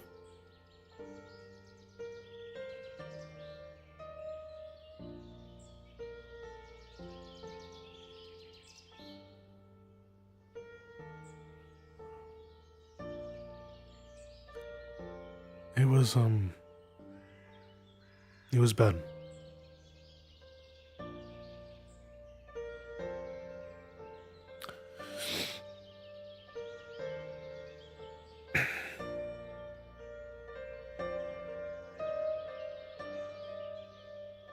As the darkness of death crested my vision, I could only feel a single herb shoved into my mouth. As my entire body began to shift. The Dryad decided to sacrifice part of the very essence to wind the clock back and reverse the damage that had been done to me. Morgan, shocked to their core, whispered to me. She called it a life bloom. Not only was my wound healed, but I felt all my scars and burn marks across my body vanish. And I heard ringing in my ears as something else returned to me. Feelings repressed long into my childhood. I looked up to the Imperials seeking us harm.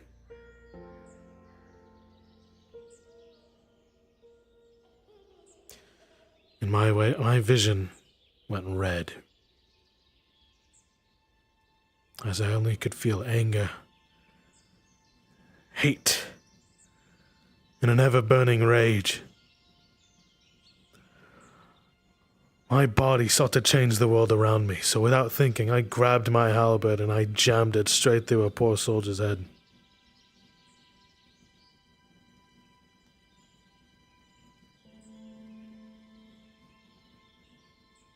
I didn't have time to tell myself that it was a mercy kill. I didn't have time to tell myself that it was worth it. Before Morgan pulled me away.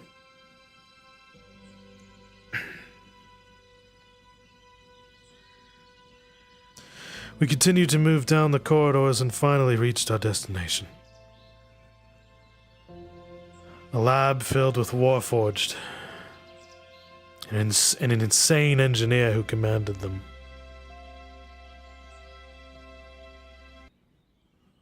I tell you, when I say insane, I mean this guy was off his rocker.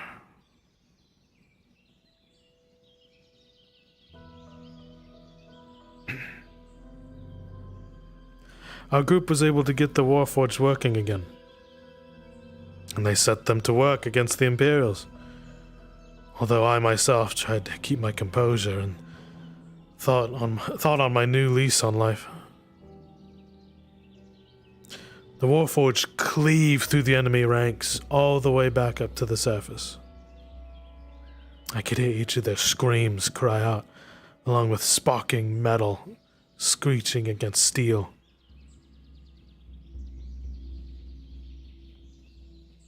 The Elector Count, he made good on his promise. and he waited for us outside with his final platoon of soldiers. We were in for a copper, in for a gold kind of situation there. There was no turning back. And we used those Warforged as distractions to make our escape. Tang got lost. We didn't know where he was. The Count fought against the largest Warforged, about 12 feet tall. And I thought, oh, I could take a shot at him while he's distracted, right? I thought it would do some good. No. No. The bolt simply dinked off his helmet that was gilded in gold. It just did nothing. I knew that was a sign to just leave immediately, because I wanted to live, as fear set into my heart. I shot a couple more times as we ran for the forest, while one of my glance shots at a rifleman cost me a return fire from him, where a bullet pierced through my heart, clean through the other side. Luckily, it didn't stay there. It still hurt a lot. It's one of the most painful things I ever experienced. The Dryad, luckily, was there with me. Thank you, Apex. Thank you so much. Welcome, welcome. Thank you for the follow. The Dryad tended to me in a bush by the road as we heard cavalry searching for us. We hid from them, for now. Not for then. But my bleeding heart sank into my chest when I heard one of the riders call out to his men. I remember that lad. He was the one from Ambershire weeks back. Oi there! Fetch the hounds! And find the man who smelled of blood and roses.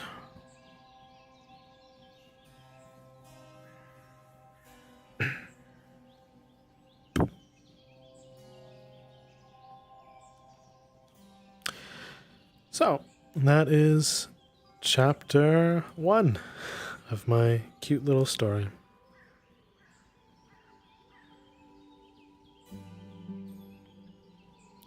So what did you all think?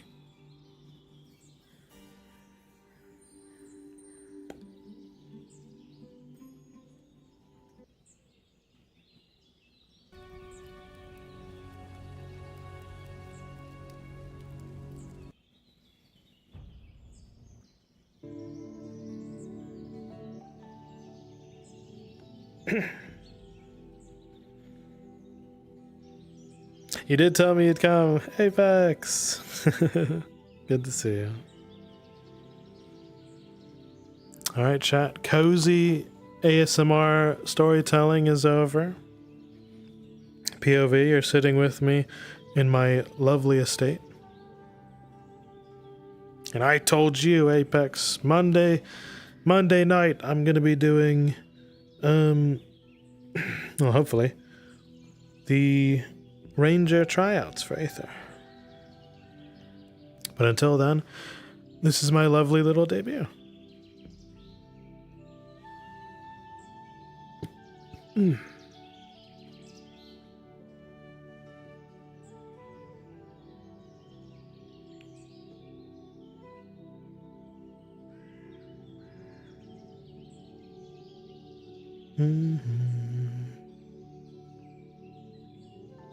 Man, what a day.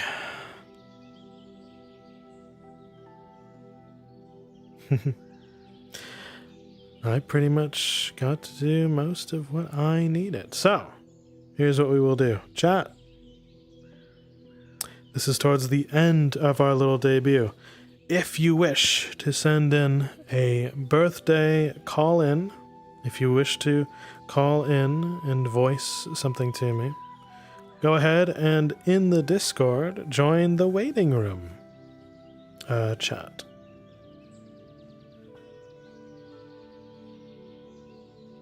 I will be sitting in my lovely little rose garden. Join the Discord! Join the Discord! It's at the bottom. I have lovely panels.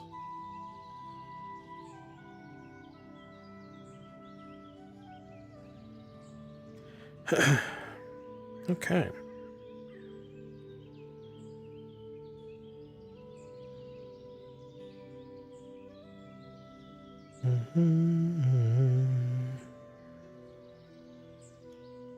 Mod check? Hello?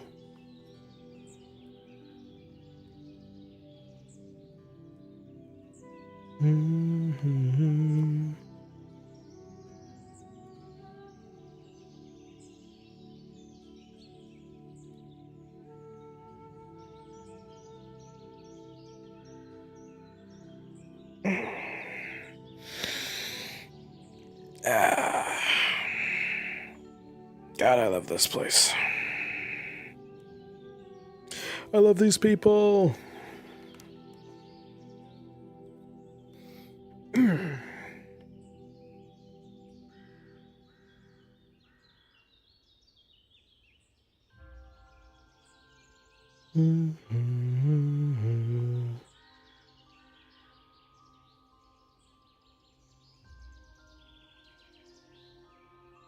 Guess I could take a look around. Or I could chill here for a sec. Thank you much, Cyan. Why don't you say that to my face, you coward?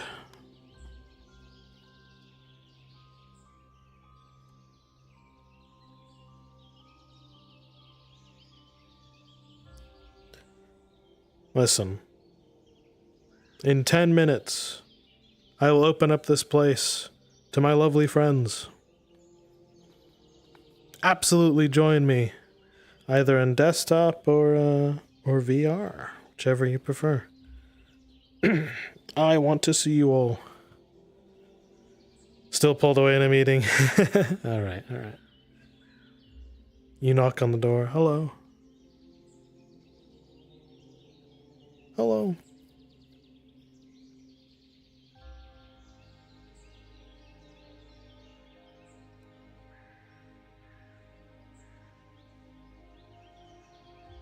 I open the door. Hello.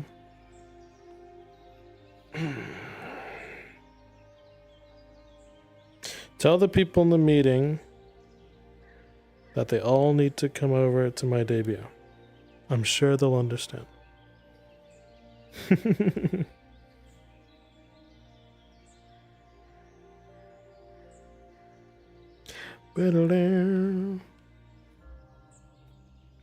Yes, chat. If you want to do a birthday call-in, go ahead and join the waiting room in the Discord, or in about 10 minutes, head on in here into VR. Come check out the map. It is lovely this time of year.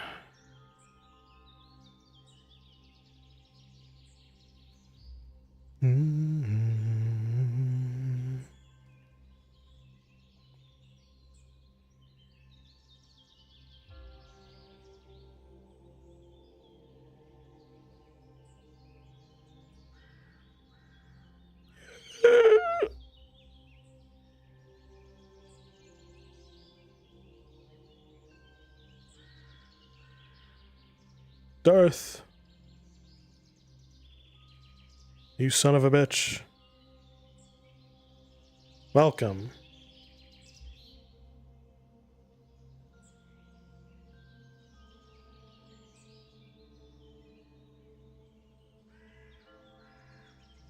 Welcome.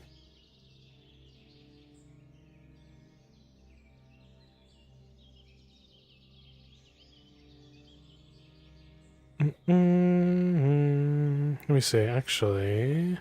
Chance to open the door. Ah, there it is. Can you hear me? Hello? I guess you can mute stream. Hey, what's up, bud? Yeah, that's what I'm doing. Doing good. Just looking through VR chat things right now, and of course, map stuff as always. Absolutely. Well, I absolutely love the map. Good. It was a glorious birthday present. I'm glad, and I'm glad that I put in the thing, the drawing. Oh yeah. I put it in after you saw it for the first time. I see. Gotcha. Man, you must have done that pretty quick. Oh, it was 20 minutes. 20 minutes. Well, that's still a single frame. So I mean, Don't even do that to me, man. Don't even do that. I know. We have fun here. Yeah, we have fun here. But yeah, what'd you think of the debut? Dude, I love it. You loved it? That's good, man. It was fun when you were like telling some old stories of like Marcus. I'm like, man, I remember how far back that went. Oh, like just now, the what do you call it? My first like escapades. Oh god, that was me from episode 8 till 26. I totally forgot how crazy Ellery was, and Yes, it was insane. yeah. Oh It was my not god. only underground stuff with like it was It was a also two-parter. Empire stuff. Yeah. It was every bad thing that you can think of imaginable in one mission. Right. All we and needed was yeah. the shrooms. Especially, yeah, shrooms. Oh god, even worse. But for me, as an Imperial character, I thought, Jesus Christ, this is bad. And then we met Amelia. It was like season 1. It's like, oh god, I don't even know who this is, but welcome. And we had Blaze. We had 2 expert fighters in our party. Yeah, because you came up from season 2, so that was a I was that was a fun thing when like you got all the season 1 callbacks. Yeah, there was all the season 1 callbacks that I had no idea of. But there was one I was a part of just because Maple said he loves like making tragedy. So he made the Pretender the guy who freed me from the death camp. And I was like, Jesus Christ. Byron Gamble, the second, third. Yeah, I'm in the Imperial plot heavy. And yeah, he made a nod to his first character who died. So I was like, man. And then was it the Red Lady? There was Wolfire stuff. Oh god, Ducloth. Ducloth when Man. Lone Complex himself the would Lone be the villain. Complex came here and was like, whoa. Wow, Yeah, man. hey. Wow, hey. I love the map, man. Good. Can't wait to see what happens with it. Mm. And absolutely. I already have an idea of like some quality of life updates because it runs very well. I just feel like it could do more. Of course, I did it, Oh, yeah, I'm sure. Optimization here. I guess from here, while I'm looking this way, I have 24 frames. So I'm thinking there's probably a good way to do it.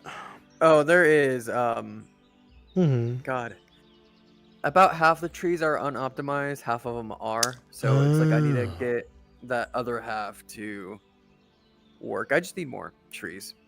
I only have like so many pine trees as far as assets, and it's all of them are unoptimized. Right. We could grab some. And the only billboard pine trees that were out there that Mhm. looked, decent, they acted in a weird way. They would like bend and everything. I'm like, oh god, it would have not looked good. But it saved like 15, 20 frames doing all those, but it was just, it didn't look good. Yeah. And I'm like, you were all for like, what is it? You didn't even care about optimization at the time because of how many people would come. But yeah. But yeah, definitely quality of life if you're definitely wanting more events on here. I already have a few ideas. Absolutely, man. It can only get better over time. 100%. Yeah, man. Thanks for helping me out. Oh, dude, it's my pleasure. Like, when you told me, like, oh yeah, all I need is a college, I'm like, okay, bet. I'll do it in a week. Darth Quackers, everyone. Commission him to make you maps. He'll get you a good one. I got you covered. Oh, I stretch and float away. All right, thank Don't you, Darth. die. I am trying Yeah. not to. Wow. But yeah, I'll see you on the map. All right, see you on the map, man. Oh. Ooh.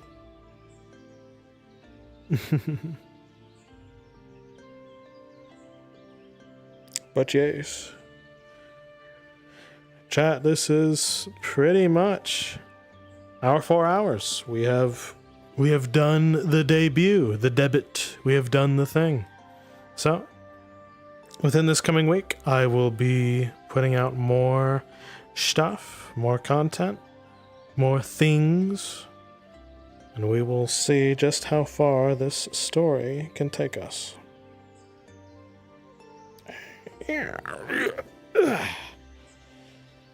Sometimes you gotta pick yourself up. Keep moving on.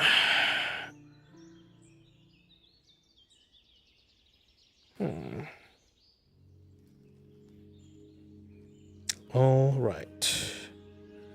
So, chat. Any other things before we call it a night?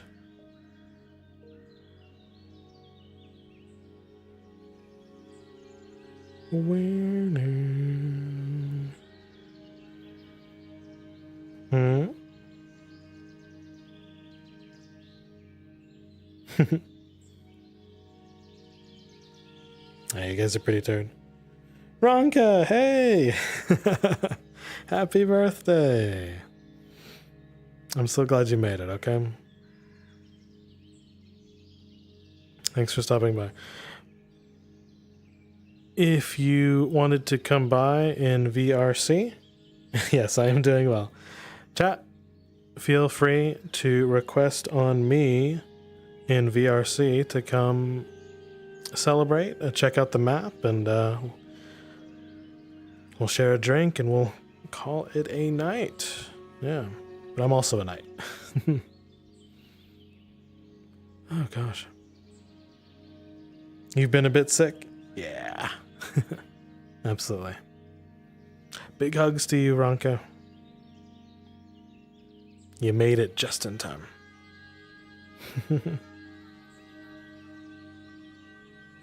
Getting better. Nice.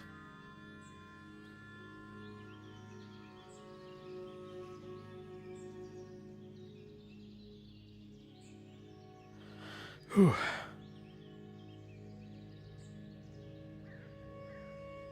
Yes, we'll do.